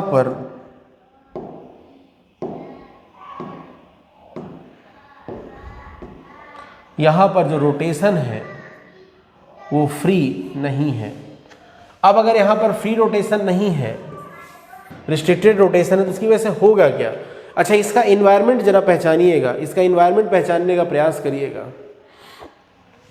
क्या दिखाई दे रहा है इन्वायरमेंट इसका, ध्यान से देखिए। ये दोनों अगर बोर्ड के प्लेन में है तो ये ऊपर नीचे है, मतलब ये वाला भी अगर बोर्ड के प्लेन में, दूसरा भी बोर्ड के प्लेन से परपेंडिकुलर में है, ये भी अगर बोर्ड के प्लेन में है, इन दोनों से, ये टर्सरी ब्यूटाइल और मिथाइल से एक भी बन जाएगा। ये वाला भी क्लोरीन ब्रोमीन का भी एक दूसरे से ऐसे है, ये ऐसा कंडीशन है। मतलब ये कौन सा इन्वायरमेंट है, ये टेट्राहेड्रल इन्वायरमेंट है। ये कैसा इन्वायरमेंट है, टेट्राहेड्रल इन्वायरमेंट है और ग्रुप डिफरेंट है, इधर के दोनों ग्रुप डिफरेंट, इधर के दोनों ग्रुप डिफरेंट। लेकिन टेट्राहेड्रल एनवायरनमेंट में जीआई पॉसिबल है क्या? नहीं पॉसिबल है।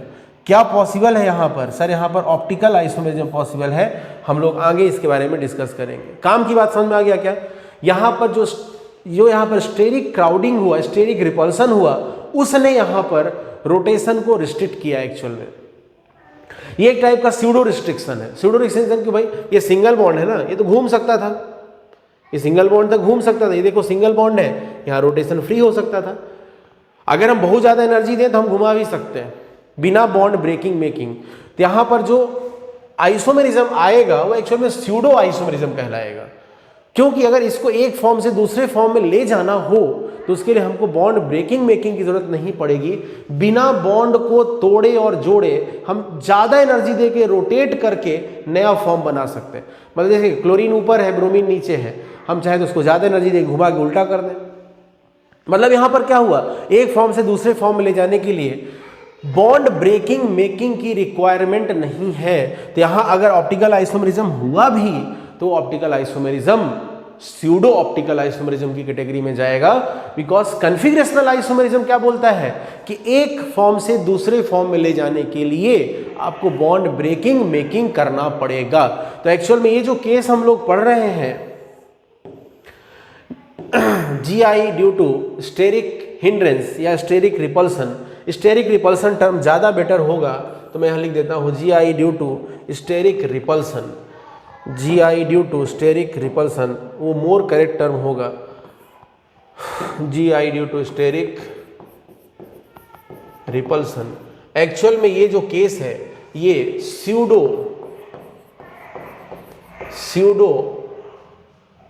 जीआई या फिर स्यूडो ओआई का होगा। अगर कहीं पर ओआई हुआ तो स्यूडो ओआई, और अगर कहीं पर जीआई हुआ तो स्यूडो जीआई का केस होगा, ना कि real GI real OI. Pseudo क्यों बोला? बिकॉज बॉन्ड ब्रेकिंग मेकिंग की जरूरत नहीं है। चलिए, तो यहां पर अगर हमने 2 फिनाइल लिए और उसको ऐसे स्टेरिक क्राउडिंग क्रिएट किया, स्टेरिक रिपल्सन क्रिएट किया, तो टेट्राहेड्रल एनवायरनमेंट मिलेगा। मतलब अगर ये दोनों प्लेन में है तो ये परपेंडिकुलर हो जाएगा। आप ऐसा भी समझ सकते हैं, अगर ये हॉरिजेंटल है तो ये वर्टिकल हो जाएगा, horizontal vertical, horizontal vertical tetrahedral environment. चलिए आगे देखते हैं। मान लीजिए हमने यहाँ पर ट्राईफिनाइल ले लिया, सब्स्टिट्यूटेड ट्राईफिनाइल ले लिया। ध्यान से देखिएगा, हमने ट्राईफिनाइल लिया। अगला एग्जाम्पल देखिएगा, बहुत अच्छा एग्जाम्पल है।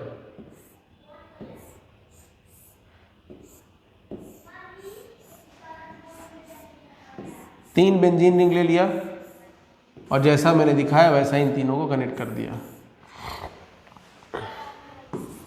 अभी यहाँ पर कोई स्टेरिक रिपल्सन की बात नहीं हो रही। मान लीजिए यहाँ पर मैंने लगा दिया क्लोरीन, इधर लगा दिया मैंने ब्रोमीन, इधर लगा दिया मान लीजिए मैंने क्लोरीन, फिर से इधर लगा दिया ब्रोमीन, इधर मैं कुछ और लगा देता हूँ। मान लीजिए मैंने लगा दिया इधर मिथाइल, इधर मैंने लगा दिया इथाइल, इधर मैंने लगा दिया क्लोरीन, इधर मैंने लगा दिया ब्रोमीन। ऐसा कंडीशन क्रिएट किया। तो यहाँ पर क्या होगा, इन दोनों के बीच में रिपल्सन, इधर इन दोनों के बीच में रिपल्सन, यहाँ इन दोनों के बीच में रिपल्सन, इन दोनों के बीच में रिपल्सन। तो ये ऐसा रहेगा क्या? नहीं, ऐसा नहीं रहेगा। ये कैसे रहेगा? अगर ये दोनों फर्स्ट रिंग अगर बोर्ड के प्लेन में है तो दूसरा परपेंडिकुलर हो जाएगा, दूसरा परपेंडिकुलर हो जाएगा।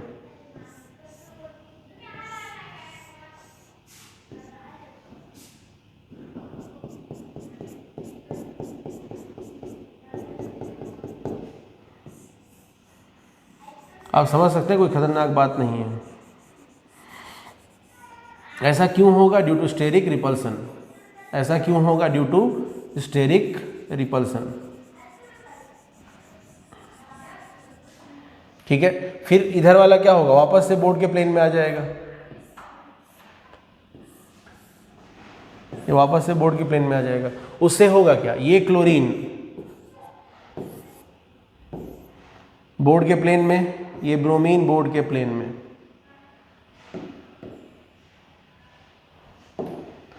ये क्लोरीन मान लो वेज पे चला गया तो ये ब्रोमीन डैश पे आ जाएगा। ये इथाइल वेज पे चला गया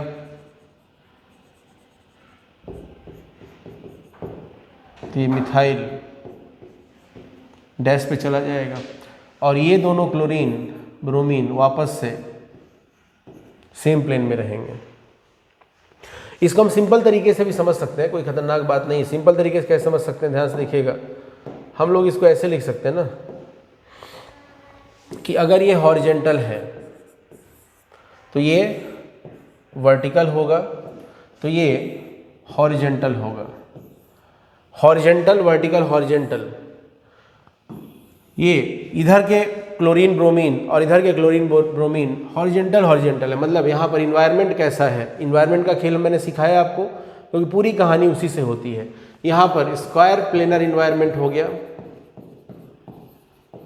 और ग्रुप की बात करें, यहाँ क्लोरीन ब्रोमीन है different group, chlorine bromine different group, तो दोनों क्लोरीन सेम साइड, दोनों ब्रोमीन सेम साइड। सिस ऐसे हो गया, क्लोरीन इधर ब्रोमीन उधर, तो ट्रांस, तो यहाँ पर GI पॉसिबल हो जाएगा। बट स्क्वायर प्लेनर इन्वायरमेंट हो चुका है तो OI पॉसिबल नहीं होगा। ठीक है, चलिए उसकी बात हम बाद में करेंगे। GI पॉसिबल हो जाएगा, लेकिन जो यहाँ GI होगा वो रियल GI होगा या स्यूडो? आंसर कहेंगे स्यूडो, क्योंकि यहाँ पर एक फॉर्म को दूसरे फॉर्म में कन्वर्ट करने के लिए हमें बॉन्ड ब्रेकिंग मेकिंग की जरूरत नहीं है। इंपॉर्टेंट बात क्या है, ध्यान समझिएगा। इंपॉर्टेंट बात क्या है, अगर मान लीजिए हमारे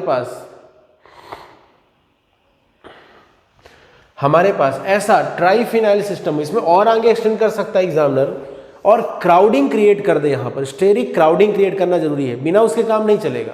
अगर यहाँ स्टेरिक क्राउडिंग नहीं क्रिएट करूंगा काम नहीं चलेगा। यहाँ chlorine chlorine bromine bromine repel करने चाहिए, ethyl chlorine methyl bromine repel करने चाहिए, जिसकी वजह से अगर ये रिंग बोर्ड के प्लेन में आया तो ये परपेंडिकुलर जाएगा, तो ये प्लेन में आएगा। मतलब फर्स्ट और थर्ड बोर्ड के प्लेन में है तो ये क्लोरीन ब्रोमीन सेम प्लेन में आ गया, स्क्वायर प्लेनर इन्वायरमेंट है, और इधर के दोनों ग्रुप डिफरेंट, इधर के दोनों ग्रुप डिफरेंट, मतलब GI हो जाएगा। जबकि वहीं पर पीछे वाला केस हम देखें, पीछे वाला केस अगर हम देखें अगर हम इस केस की बात करें, यहां पर क्या हुआ, ये अगर बोर्ड के प्लेन में तो ये परपेंडिकुलर हो गया, ये टेट्राहेड्रल इन्वायरमेंट है। यहां पर इन्वायरमेंट कैसा हो गया, टेट्राहेड्रल इन्वायरमेंट। टेट्राहेड्रल इन्वायरमेंट में GI नहीं होगा, OI हो सकता है, इसमें OI होगा। कैसे होगा हम लोग आगे डिस्कस करेंगे। तो लेकिन ये इंपॉर्टेंट बात क्या, यहां जो GI हम पढ़ रहे हैं वो रियल GI है, स्यूडो GI है? तो आंसर सर ये स्यूडो GI है।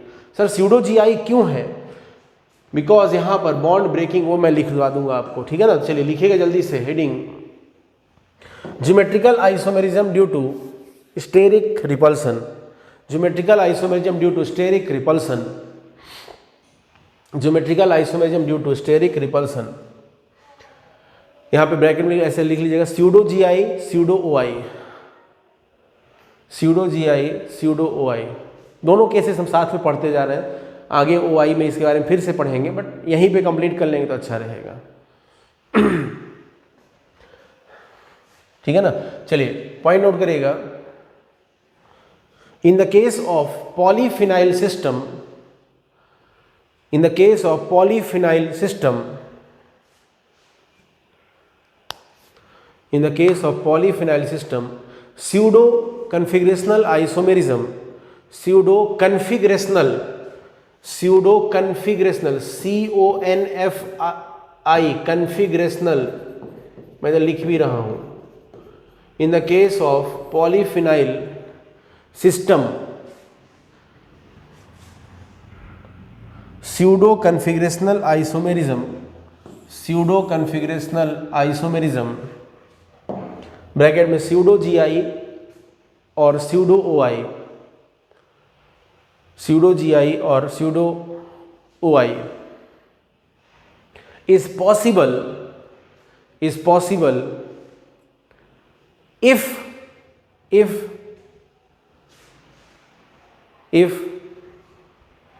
steric repulsion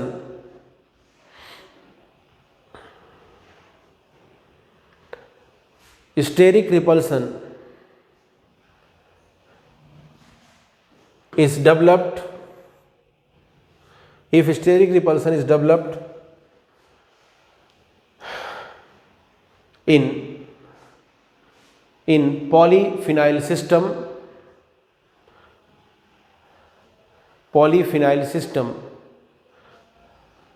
and stereo centers have different atoms, and stereo centers have different atoms.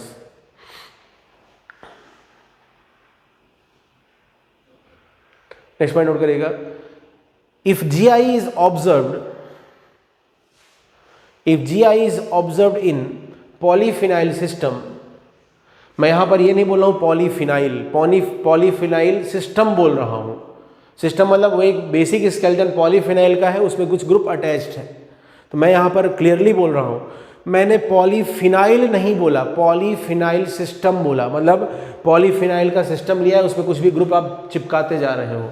तो लिखिएगा point, if GI is possible in polyphenol system, bracket में लिखिएगा substituted polyphenol, bracket close, then it is said to be pseudo GI or pseudo OI or pseudo configurational isomerism, because conversion of one form into another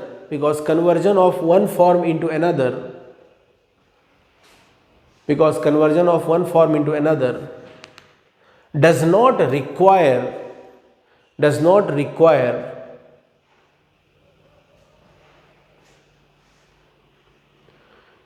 require bond breaking and bond making. It does not require bond breaking and bond making.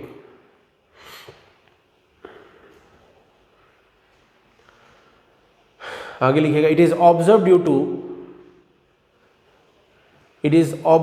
to high rotational energy barrier. It is observed due to very high rotational energy barrier. It is observed due to very high rotational energy barrier.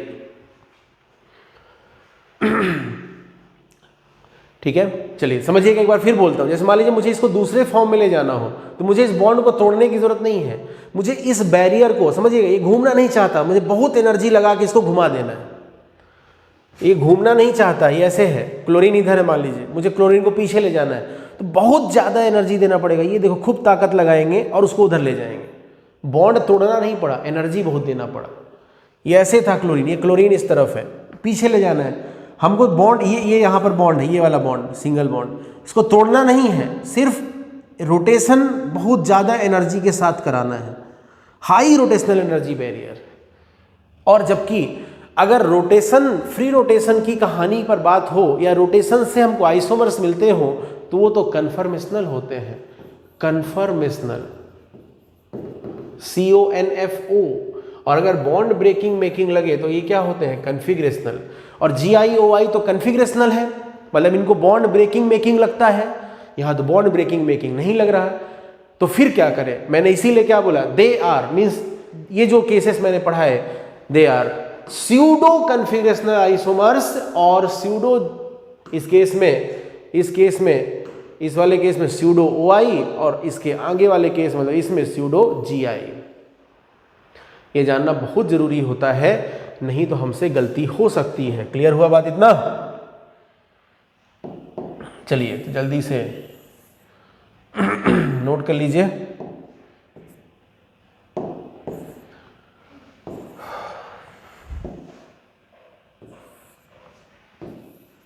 Note करिए,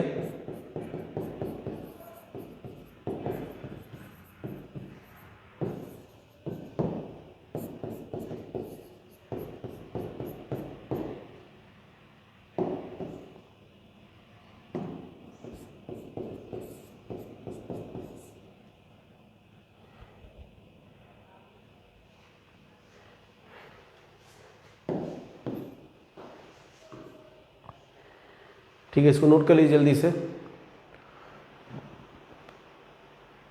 लेकिन इसके लिए आपको steric crowding create करना पड़ेगा।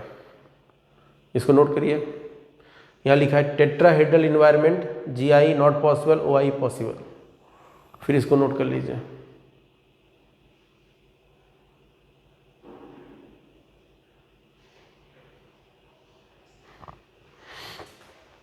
यहाँ लिखा है square planar environment GI possible.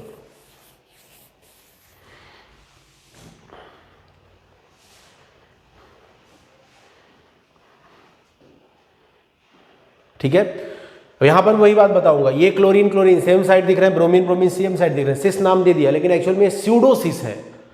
ठीक है ना, और अगर मुझे ACl ऐसे है, Cl इधर Br इधर ऐसे है, देखिए ये Cl है ये Br है, इसको उल्टा करना है तो मुझे इस बॉन्ड को तोड़ना नहीं पड़ेगा, ये वाला बॉन्ड नहीं तोड़ना पड़ेगा, बहुत ज़्यादा एनर्जी दे करके, देखो बहुत ताकत लगा रहा हूँ मैं और इसको घुमा दूंगा, बस बॉन्ड ब्रेकिंग मेकिंग नहीं करना पड़ा, सिर्फ high energy rotational energy barrier को पार कराना पड़ा, इसलिए इसको स्यूडो कन्फिगरेशनल आइसोमेरिज्म कहा गया। ये हो गया। अब यहाँ पर हम लोग आज का और ज्योमेट्रिकल आइसोमेरिज्म का लास्ट टॉपिक पढ़ेंगे, EZ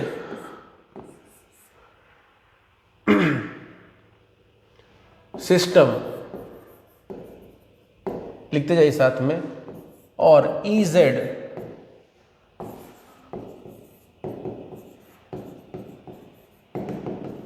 कन्फिगरेशन और EZ notation. EZ system, EZ configuration और EZ नोटेशन, ये कहाँ पे आता है? हमको GI के लिए मिलता है। अब ज्योमेट्रिकल आइसोमर्स क्या होते हैं? कन्फिगरेशनल आइसोमर्स होते हैं, कन्फिगरेशनल, इसलिए यहां बोला गया EZ कन्फिगरेशन, EZ कन्फिगरेशन, क्योंकि जो यहां पर GI है, ज्योमेट्रिकल आइसोमर्स है, they are configurational isomers, they required bond breaking and bond making for the conversion of one form into another, that is why they are configurational isomers. और इसीलिए GI geometrical isomers के naming के लिए जो system develop किया गया उसको नाम दिया गया EZ सिस्टम, या इसका नाम दिया गया EZ कन्फिगरेशन। कन्फिगरेशन वर्ड पे ध्यान दीजिएगा। जैसे हमने पीछे पढ़ा है इक्लिप्स और स्टैगर्ड कन्फर्मेशन, इक्लिप्स और स्टैगर्ड क्या है? कन्फर्मेशन है, they are conformational isomers, because वहां पर बॉन्ड ब्रेकिंग मेकिंग नहीं लगता। यहां एक फॉर्म को, जैसे हमने पहले भी बताया और फिर से बोल देता हूं, ये सिस है, ट्रांस में बदलने के लिए हमें बॉन्ड ब्रेकिंग मेकिंग करनी पड़ती है, सिस को ट्रांस में बदलने के लिए बॉन्ड ब्रेकिंग मेकिंग करनी पड़ती है, ये कन्फिगरेशनल आइसोमर है। और इसीलिए इसके नेमिंग के लिए जो सिस्टम यूज किया गया EZ सिस्टम, इसको नाम दे दिया गया EZ कन्फिगरेशन। कभी भी आपको कन्फिगरेशन और कन्फर्मेशन में डिफरेंस बहुत क्लियर होना चाहिए। देखिए E जो है, E का मतलब होता है जर्मन में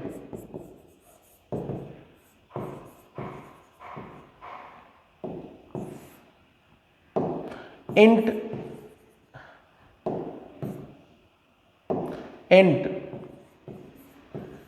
गीगन, और Z का मतलब होता है जुसमन। इंट गीगन, इसका मीनिंग होता है अपोजिट, और इसका मीनिंग होता है टुगेदर।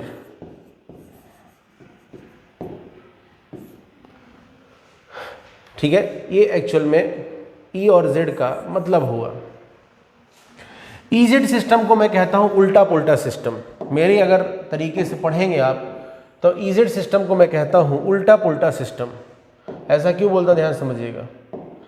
EZ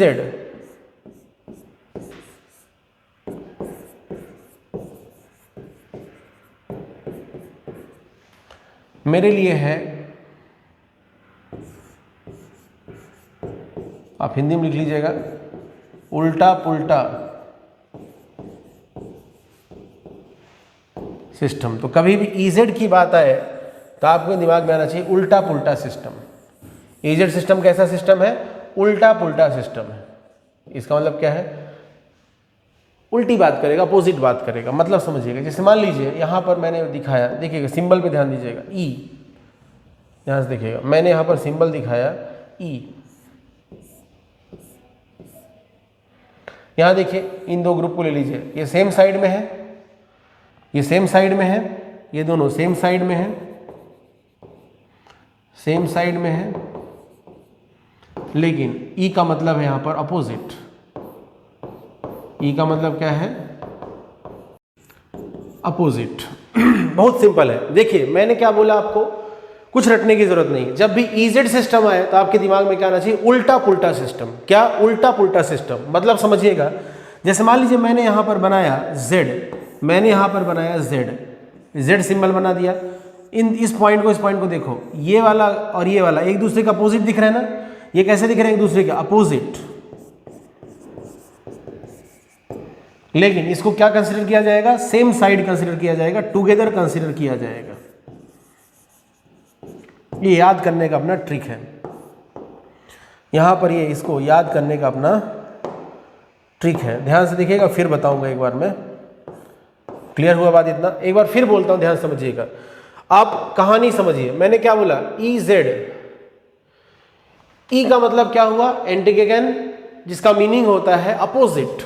Z का मतलब हुआ जुसामान, जिसका मीनिंग होता है टुगेदर। एक्चुअल में और इसको मैं इलाबोरेट करूं, अगर इसको और इलाबोरेट करूं तो मैं ऐसा भी कह सकता हूं कि टुगेदर मतलब एक तरफ, सेम साइड।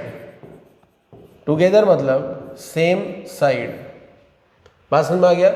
ये हो गया।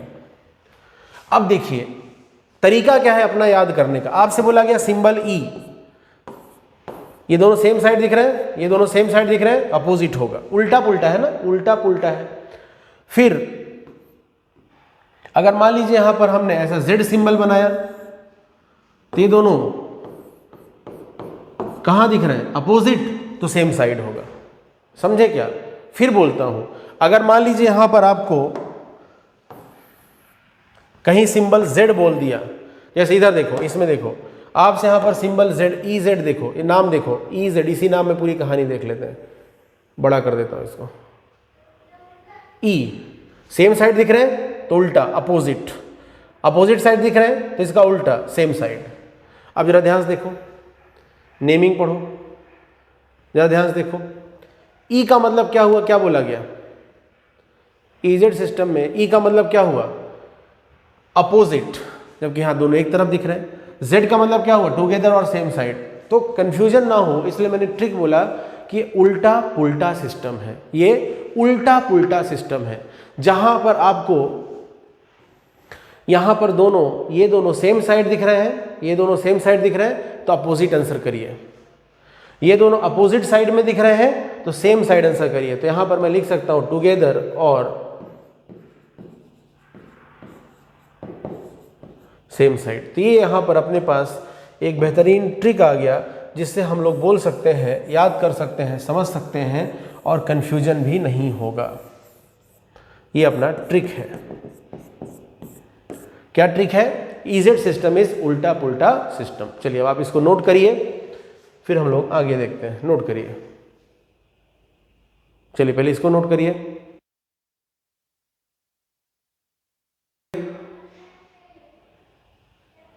जल्दी नोट करिएगा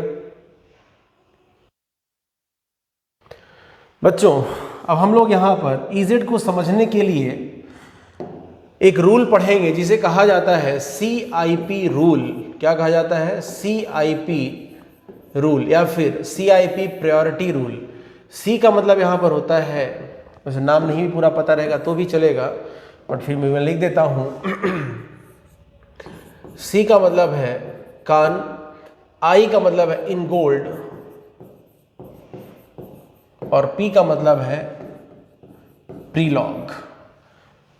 CIP Cahn Ingold Prelog priority rule. ठीक है, प्रायोरिटी हटा देते हैं, रूल इतना लिख देते हैं, समझ जाओगे तुम। ठीक है ना, CIP रूल। देखिए रूल बहुत सिंपल है, ये प्रायोरिटी की बात करता है। प्रायोरिटी में आप भी सबसे पहले आप देखेंगे कि priority is directly proportional to atomic number of first atom. इसका मीनिंग समझ में आ जाएगा, atomic number of first atom. फिर इसमें सेकेंड कंडीशन, मान लीजिए फर्स्ट एटम का एटॉमिक नंबर सेम हो जाए, इफ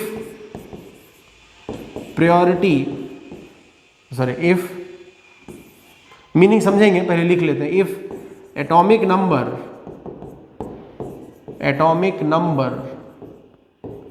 को हम Z से डिनोट करते हैं। Atomic number of first atom is same. First atom का एटॉमिक नंबर आपको सेम मिल जाए तो फिर हम प्रायोरिटी के लिए जाएंगे नेक्स्ट एटम के ऊपर। तो priority is directly proportional to atomic number of second atom. Second का सेम हो जाए तो थर्ड के पास जाएंगे। तो यहां पर ही क्या हो गया भाई, प्रायोरिटी का रूल क्या है, अभी बहुत कहानी इसमें आएगी थोड़ी बहुत, बट बेसिक चीजें अभी क्लियर कर लें पहले अपन। प्रायोरिटी अगर देखना है तो सबसे पहले आप फर्स्ट एटम का एटॉमिक नंबर देखेंगे CIP रूल का अकॉर्डिंग। फिर सेकेंड कंडीशन, मान लीजिए कि फर्स्ट एटम का एटॉमिक नंबर सेम मिल जाए तो प्रायोरिटी देखने के लिए आप सेकेंड एटम के पास जाएंगे। सेकेंड का सेम हो जाए तो अंडरस्टूड है कि थर्ड एटम के पास जाएंगे। लेकिन मान लीजिए कि फर्स्ट और सेकेंड दोनों रूल फेल हो जाते हो तो यहां पर थर्ड कंडीशन आएगी कि इफ 1 and 3 आर सेम, ऐसा मिलेगा आपको आइसोटोप्स के केस में। तो फिर आप वहां पर प्रायोरिटी डिसाइड करेंगे किससे, एटॉमिक मास से। मान लीजिए आपको ऐसा कंडीशन दिख जाए कि 1 और 2 का रूल फेल हो गया तो आप किसके पास चले जाएंगे, एटॉमिक मास के पास चले जाएंगे। यहां पर मैंने आपसे क्या बोला, कि हमको अगर EZ सिस्टम समझना है तो हमें CIP रूल पता होना चाहिए। CIP रूल का पूरा नाम क्या है, कान-इनगोल्ड प्रीलॉग रूल। ये क्या कहता है, priority is directly proportional atomic number of first atom.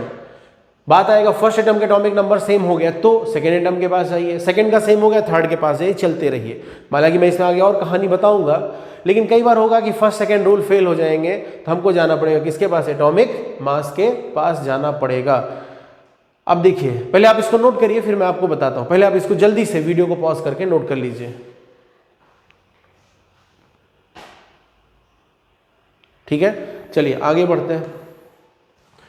जैसे मान लीजिए आपको यहां पर सबसे पहले आएगा भाई, हम रिप्रेजेंटेशन देखेंगे बॉन्ड्स का। तो यहां पर मैं लिख रहा हूं रिप्रेजेंटेशन ऑफ मल्टीपल बॉन्ड, जो कि CIP रूल के लिए बहुत इंपॉर्टेंट होता है।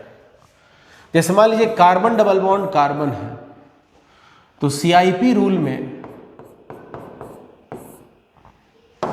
रियल में क्या है, वो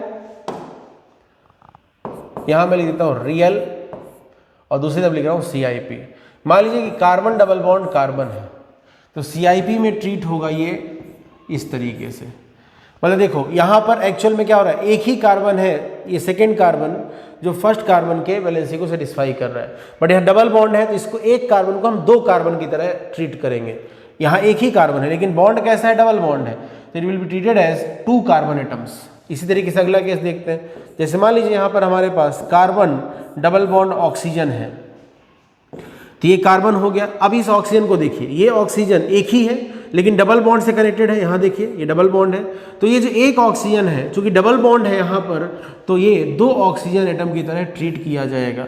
इसमें आगे चलते हैं। जैसे मान लीजिए यहां पर हमको ऐसा कंडीशन दे दिया जाए, मान लीजिए ऐसा कंडीशन हो कार्बन ट्रिपल बॉन्ड कार्बन, तो बोलिए इसको कैसे ट्रीट करेंगे। पहले इसको नोट कर दो, यहाँ पर ये थोड़ा छोटा कर दो। हाँ, कार्बन ट्रिपल बॉन्ड कार्बन है तो हम क्या बोलेंगे, ये एक कार्बन हो गया। इस कार्बन को देखो, ये कार्बन एक ही है लेकिन जुड़ा कैसे, ट्रिपल बॉन्ड से, तो यहाँ पर एक सिंगल कार्बन 3 कार्बन की तरह ट्रीट होगा। मान लीजिए इसी तरह हमारे पास आगे कहानी है और आगे चलते। मान लीजिए हमारे पास ऐसा कंडीशन हो कार्बन ट्रिपल बॉन्ड नाइट्रोजन, तो क्या करेंगे, कार्बन यहां पर नाइट्रोजन एटम कितना है 1, नाइट्रोजन एटम कितना है 1, लेकिन ये ट्रिपल बॉन्ड से कनेक्टेड है, तो यहाँ पर ये एक नाइट्रोजन एटम को CIP में 3 नाइट्रोजन एटम के बराबर माना जाएगा। थोड़ा कुछ और अच्छे केसेस लेते हैं, जैसे मान लीजिए हमारे पास हो C। अच्छा, एक और बात यहाँ पर, एक इम्पॉर्टेंट बात ये है, यहाँ पर इम्पॉर्टेंट बात ये है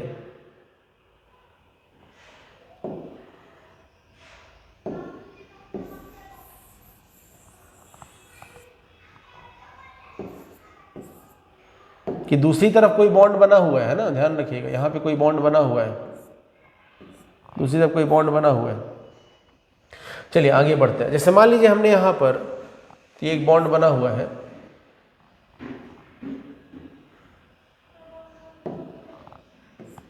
या इसको मैं थोड़ा अलग तरीके से रिप्रेजेंट कर देता हूँ, ऐसे रिप्रेजेंट कर देता हूँ। ये कोई बॉन्ड है, इधर कोई बॉन्ड है, इधर कोई बॉन्ड है, इधर कोई बॉन्ड है, ऐसे यहाँ पर भी इसको रिप्रेजेंट कर देता हूँ। ठीक है, ये हो गया। आगे चलते, जैसे मान लीजिए यहाँ पर हमको ऐसा एग्जाम्पल दे दिया जाए, ध्यान से देखिएगा, अगला एग्जाम्पल देखते हैं। ऐसा दे दिया जाए C डबल बॉन्ड OH, इसको कैसे रिप्रेजेंट करेंगे? ये कार्बन हो गया, इससे एक ऑक्सीजन जुड़ा है, लेकिन डबल बॉन्ड से जुड़ा है ना, it will be treated as 2 oxygen atoms, और एक हाइड्रोजन एटम तो है ही एक्चुअल में। मान लीजिए इसी तरीके से आगे चलते हैं, आगे चलते हैं, एक और एग्जांपल ले लेते हैं। जैसे मान लीजिए हमको ऐसा दिया जाए C double bond O NH2, तो हम इसको कैसे ट्रीट करेंगे? हमारे पास यहाँ पर है C double bond O NH2, इसको हम CIP के अंदर कैसे दिखाएंगे? कार्बन हो गया, ये ऑक्सीजन है लेकिन डबल बॉन्ड से जुड़ा है, तो it will be treated as 2 oxygen atoms, और एक नाइट्रोजन है इस कार्बन से जुड़ा हुआ, तो एक नाइट्रोजन हो गया। ये हो गया यहाँ पर CIP में किसी भी ग्रुप को लिखने का तरीका। ठीक है, तो चलिए लिखिएगा जल्दी से, रिप्रेजेंटेशन ऑफ, हेडिंग लिखिएगा representation of multiple bond, heading लिखिएगा रिप्रेजेंटेशन ऑफ मल्टीपल बॉन्ड,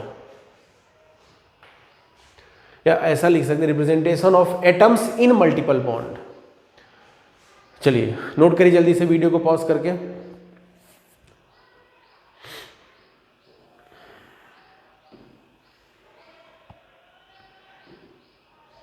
इसको भी नोट कर लीजिए।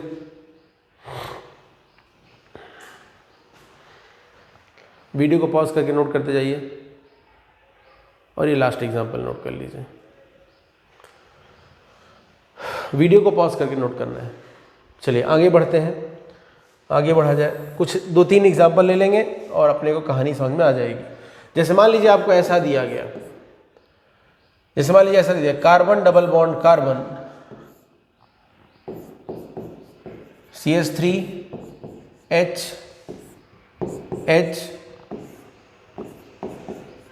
CH3। अब जरिए ध्यान से समझिएगा, इसमें यहाँ पर इन दोनों, इस कार्बन को देखिए, यहाँ पर इस कार्बन का एटॉमिक नंबर कितना है आपको पता है 6, और हाइड्रोजन इस कार्बन से फर्स्ट एटम कौन होगा? आप देखेंगे ये कार्बन इससे जुड़ा हुआ है, कार्बन इससे जुड़ा हुआ है हाइड्रोजन, यहाँ पर जो कार्बन है इसका एटॉमिक नंबर कितना 6, और हाइड्रोजन का एटॉमिक नंबर कितना 1, तो इसकी प्रायोरिटी क्या होगी? ज़्यादा होगी। इसको मैं लिख देता हूँ हाई प्रायोरिटी, इस तरफ लिख दिया। अब इधर वाले में आ जाइए, इधर वाले के लिए कोई अलग कलर ले लेते हैं। जैसे मान लीजिए हमने यहाँ पर देखा इस कार्बन से कार्बन जुड़ा हुआ है, इस कार्बन से हाइड्रोजन जुड़ा हुआ है, कार्बन और हाइड्रोजन में ज़्यादा एटॉमिक नंबर किसका है? कार्बन का है, तो यहाँ पर ये हाई प्रायोरिटी पे आ जाएगा, ये भी हाई प्रायोरिटी हो जाएगा। हाई प्रायोरिटी सेम साइड है, तो सोचिए ई होगा या जेड होगा? उल्टा पुल्टा सिस्टम है ना, उल्टा पुल्टा सिस्टम है। सेम साइड है तो उल्टा बोलने का मतलब जेड, सेम साइड है हाई प्रायोरिटी तो उल्टा बोलेंगे मतलब जेड। तो यहाँ पर क्या हो जाएगा? ये जेड, ये क्या हो जाएगा? जेड। पूरा नाम लिखे तो ये ब्यूटीन है, और सेकेंड पोजीशन पर यहाँ पर डबल बॉन्ड, तो यहाँ पर हो जाएगा जेड ब्यूट 2 इन, जेड ब्यूट 2 इन। अब होता क्या, इसमें एक और बात कर सकते हैं, सिस है, हम लिख सकते हैं इसको सिस ब्यूट टू इन, और एक जो हमने पहले नाम पढ़ा है ब्यूट टू इन। हमारे पास 3 नाम आ गए, 1 2 3। बात समझ में आ गया। इसमें इसका दूसरा फॉर्म लेते हैं, दूसरी पॉसिबिलिटी लेते हैं, दूसरी पॉसिबिलिटी की बात करते हैं। ये इसको इधर करते थे, ठीक है। ध्यान क्या रखना है कि जो ईजेड सिस्टम है ये उल्टा पुल्टा सिस्टम है। ईजेड सिस्टम कैसा सिस्टम है, उल्टा पुल्टा सिस्टम है, तो कोई कंफ्यूजन नहीं होगा। जैसे मान लीजिए हमने ऐसा ले लिया, कार्बन डबल बॉन्ड कार्बन, इधर हमने ले लिया CH3, इधर हमने ले लिया हाइड्रोजन, इधर हमने ले लिया CH3, इधर हमने ले लिया हाइड्रोजन। चलिए इस कार्बन को देखो, इस कार्बन से फर्स्ट एटम कौन है, अटैच एटम कार्बन है, और इस कार्बन से फर्स्ट अटैच एटम हाइड्रोजन है। ये जो कार्बन है डबल बॉन्ड वाला कार्बन, इससे डायरेक्टली अटैच्ड एटम या फर्स्ट एटम कार्बन है, कार्बन का एटॉमिक नंबर हाइड्रोजन से ज़्यादा है, तो ये हमारे लिए हाई प्रायोरिटी पे आएगा। दूसरी तरफ चलते हैं, इस कार्बन से डायरेक्टली कौन अटैच है, कार्बन, और इस कार्बन से डायरेक्टली कौन अटैच है, हाइड्रोजन। फर्स्ट एटम कौन है, फर्स्ट एटम ढूंढना बहुत जरूरी होता है। इधर देखते हैं, यहाँ पर फर्स्ट एटम कार्बन है, जबकि इस तरफ फर्स्ट एटम हाइड्रोजन है। कार्बन और हाइड्रोजन में ज़्यादा एटॉमिक नंबर किसका, कार्बन का, तो कार्बन आएगा हाई प्रायोरिटी पे या हायर प्रायोरिटी पे। Higher priority group opposite side में है, higher priority group opposite side में है। तो फिर से वही बात, कंफ्यूजन हुआ एग्जाम में कि सर ई बोले या जेड बोले, तो ये उल्टा पुल्टा सिस्टम है, ये उल्टा एंड पुल्टा सिस्टम है। यहाँ देखिए ये सेम साइड में दिख रहे हैं, सेम साइड में दिख रहे हैं, तो एक्चुअल में अपोजिट वाले में इसको टिक करेंगे। ये अपोजिट में दिख रहे हैं तो सेम साइड वाले में इसको टिक करेंगे। यहाँ सेम साइड में दिख रहे हैं तो इसका आंसर अपोजिट होगा, उल्टा पुल्टा। यहाँ अपोजिट में दिख रहे हैं दोनों, तो ये सेम साइड होगा। यहाँ कहाँ दिख रहे हैं आपको, अपोजिट में दिख रहे हैं, अपोजिट में दिख रहे हैं, अपोजिट में दिख रहे हैं, तो सेम साइड वाला आप यहाँ पर टिक कर देंगे। क्लियर हुआ बात इतना?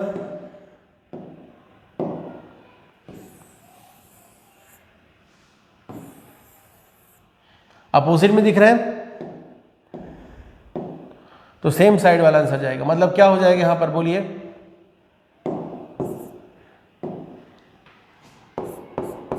ये हो जाएगा ई, ब्यूट टू इन। इसका दूसरा नाम क्या हो जाएगा, ये ट्रांस है, ट्रांस ब्यूट टू इन, और एक पुराना नाम जो हमने पहले से पढ़ा है ब्यूट टू इन। क्लियर हुआ बात इतना? ये नेमिंग सिस्टम हो गया, बहुत ही सिंपल। देखो यहाँ उल्टा है ना, अपोजिट है, तो सेम साइड वाला आंसर टिक कर दिया। ये सेम साइड में है, यहाँ देखो ई में सेम साइड है तो अपोजिट वाला आंसर। यहाँ देखो ये दोनों सेम साइड में है तो सेम साइड वाले में अपोजिट वाला, ये अपोजिट वाला है तो सेम साइड में जाएगा, ये सेम साइड वाला है तो अपोजिट में जाएगा। इस तरीके से आप ध्यान रख सकते हैं। एक बार मैं फिर से वापस बता दूंगा। अब देखिए, बहुत जगह ऐसा बच्चे जानते हैं, पढ़ते हैं कि जब स्टीरियो आइसोमेरिज्म होता है तो IUPAC नेम सेम रहता है, जो कि इनकम्प्लीट इंफॉर्मेशन है। जैसे मैं यहाँ पर बोलूँ ब्यूट टू इन, तो ब्यूट टू इन से पता नहीं चलता कि वो सिस ब्यूट टू इन है या ट्रांस ब्यूट टू इन है, जेड ब्यूट टू इन है या ई ब्यूट टू इन है, पता नहीं चलता। सिर्फ ब्यूट टू इन, जरा ध्यान से देखो, ब्यूट टू इन यहाँ भी है, ब्यूट टू इन उधर भी है, दोनों केसेस में यहाँ पर ब्यूट टू इन नाम दिया गया। ठीक है, यहाँ लिख देता हूँ फिर से, सेम कलर यूज हो जाए इसलिए, और कुछ नहीं। सेम साइड है तो उल्टा वाला जेड, सेम साइड है तो उल्टा वाला जेड, ब्यूट टू इन। सिस भी तो है, सिस ब्यूट टू इन।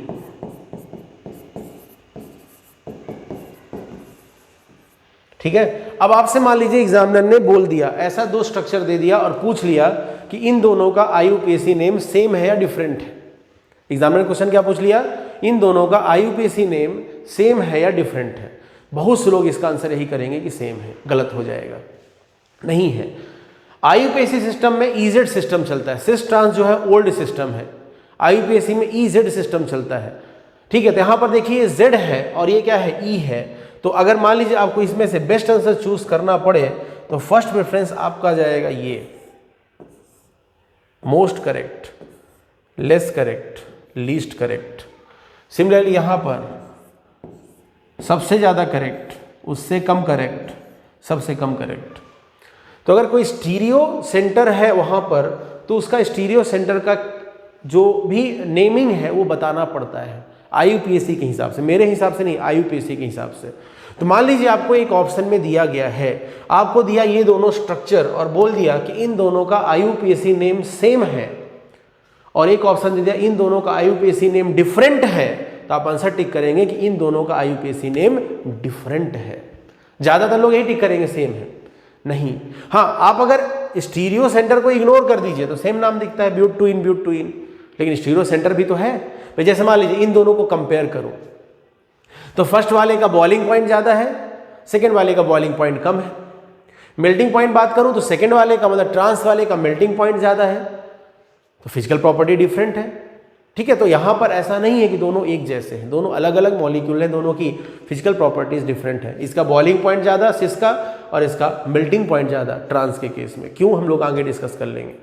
तो फिर रिपीट करता हूं, आपसे किसी ने बोल दिया कि यहाँ पर ये मॉलिक्यूल और ये मॉलिक्यूल का IUPAC नेम सेम और डिफरेंट, तो आप अगर ऑप्शन में डिफरेंट है तो डिफरेंट ही टिक करके आइएगा।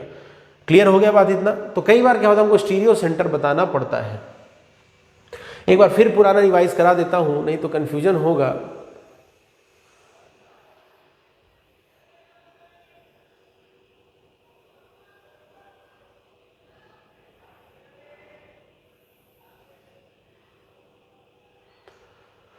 मैंने तरीका क्या बताया आपको?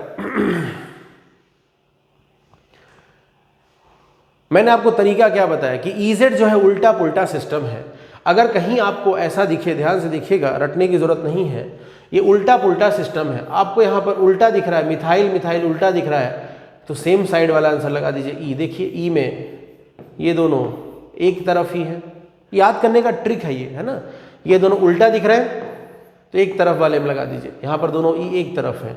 आपको फिर यहाँ पर देखिए ऐसा दिखा, ये दोनों एक तरफ दिख रहे हैं तो उल्टा वाला लगा दीजिए, मतलब Z। यहाँ देखिए Z में उल्टा है, अपोजिट में है, अपोजिट में इधर सेम साइड में दिख रहा है। जब सेम साइड दिखे तो अपोजिट वाले को लगाइए, अपोजिट में दिखे तो सेम साइड वाले को लगाइए। फिर रिपीट करता हूँ, ध्यान समझिएगा, फिर से ध्यान से देखिएगा, रिपीट करता हूँ। कोई कन्फ्यूजन मुझे नहीं चाहिए, मैं चाहता हूँ कि आप कंसेप्चुअली पढ़ें और साथ में कन्फ्यूजन से भी बच के रहें। जैसे मान लीजिए यहाँ पर मैंने ऐसा मॉलिक्यूल दे दिया, चल भाई इधर आ जा, मैंने ऐसा मॉलिक्यूल दिया, ध्यान से देखिएगा, हाइड्रोजन क्लोरीन क्लोरीन हाइड्रोजन, और मैंने ऐसा मॉलिक्यूल दे दिया क्लोरीन क्लोरीन हाइड्रोजन हाइड्रोजन। पहले प्रायोरिटी निकालेंगे, इस कार्बन से जुड़ा हुआ क्लोरीन है डायरेक्टली और इस कार्बन जुड़ा हुआ हाइड्रोजन है डायरेक्टली। दोनों में से ज़्यादा एटॉमिक नंबर क्लोरीन का, ये हाई प्रायोरिटी हो गया। इधर देखो, इस कार्बन से क्लोरीन जुड़ा है, हाइड्रोजन जुड़ा है, क्लोरीन का एटॉमिक नंबर ज़्यादा, ये हाई प्रायोरिटी हो गया। High priority same side. इसी तरीके से यहाँ पर high priority opposite side. High priority same side दिख रहा है तो वो सिंबल यूज करिए, ध्यान सुनिएगा मैं क्या बोल रहा हूँ। हाई प्रायोरिटी सेम साइड दिख रहा है तो फिर क्या करें, वो सिंबल यूज करें जिसमें सेम साइड दिखता हो, ठीक है ना। और अगर अपोजिट साइड दिखे, अपोजिट साइड अगर दिखे, एक सेकंड फिर रिपीट करता हूं, ध्यान सुनिएगा, एक सेकंड इधर आ जाते हैं। ये मॉलिक्यूल पहले दिखा दूं, ये मॉलिक्यूल दिखा दूं। हाँ चलिए, नेमिंग पे हम ध्यान देंगे। यहां हमको सेम साइड दिख रहा है, सेम साइड दिख रहा है तो वो सिंबल यूज करिए जिसमें अपोजिट होता हो। तो Z में अपोजिट होता है। सेम साइड दिखे तो वो सिंबल यूज करिए जिसमें अपोजिट होता हो। अपोजिट साइड दिखे तो वो सिंबल यूज करिए जिसमें सेम साइड होता हो। फिर बोलता हूं, हाई प्रायोरिटी आपको एक ही तरफ दिखे, सेम साइड में दिखे, तो वो सिंबल यूज करिए जिसमें अपोजिट होता हो। आपको हाई प्रायोरिटी अपोजिट दिखे तो वो सिंबल यूज करिए जिसमें सेम साइड दिखता हो। ये सेम साइड में दिख रहे हैं, क्लियर हुआ बात इतना? यहाँ अपोजिट साइड में दिख रहे हैं, तो उल्टा पुल्टा सिस्टम है। इसीलिए मैंने बोला ईजेड सिस्टम उल्टा पुल्टा सिस्टम है। आपको सेम साइड दिखे तो अपोजिट वाला सिंबल यूज करिए, जेड मतलब। अपोजिट साइड दिखे तो सेम साइड वाला सिंबल यूज करिए, मतलब कि ई में सेम साइड है तो हाई प्रायोरिटी अपोजिट होनी चाहिए, जेड में अपोजिट साइड है तो हाई प्रायोरिटी सेम साइड होना चाहिए। उल्टा पुल्टा सिस्टम। अब वहीं पे नाम लिखा गया था, देखिए वहीं पे नाम लिखा गया था, कहाँ गया ये? ई में क्या बोला गया? अपोजिट। ई में क्या बोला गया? अपोजिट। ध्यान से देखिए, रटते हैं बच्चे इसलिए मैं इसको बार बार समझा रहा हूं, हम चाहते हैं रटे नहीं आप। यहां क्या दिख रहा है आपको? सेम साइड दिख रहा है, तो देखिए यहां पे क्या बोला? अपोजिट बोला। यहां देखिए अपोजिट दिख रहे हैं दोनों टर्मिनल, तो सेम साइड या टुगेदर बोला। उल्टा पुल्टा, सेम साइड दिखे तो अपोजिट, अपोजिट साइड दिखे तो सेम साइड। क्लियर हुआ बात इतना? आया समझ में नहीं आया? अब इससे क्या होगा, आप बहुत इजीली आंसर कर पाएंगे। जैसे मान लीजिए आपको इसका आंसर करना हो, सिंबल यूज करना है, तो आप बहुत कंफ्यूज थोड़ी होंगे। आपको इसका नाम बताना हो तो कोई कंफ्यूजन नहीं, ये दोनों एक तरफ दिख रहे हैं, सेम साइड दिख रहे हैं, तो सिंबल लीजिए जिसमें उल्टा होता हो, जेड। ठीक है ना? और अगर यहाँ अपोजिट दिख रहे हैं तो सिंबल लीजिए जिसमें सेम साइड होता हो। इस तरीके से आप यहाँ पर कहानी को समझ सकते हैं। चलिए अब हम लोग यहाँ पर इसको नोट कर लेते हैं, इसके आगे हम लोग अगले लेक्चर में पढ़ लेंगे।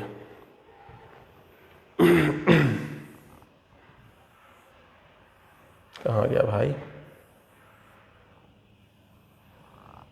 ये है।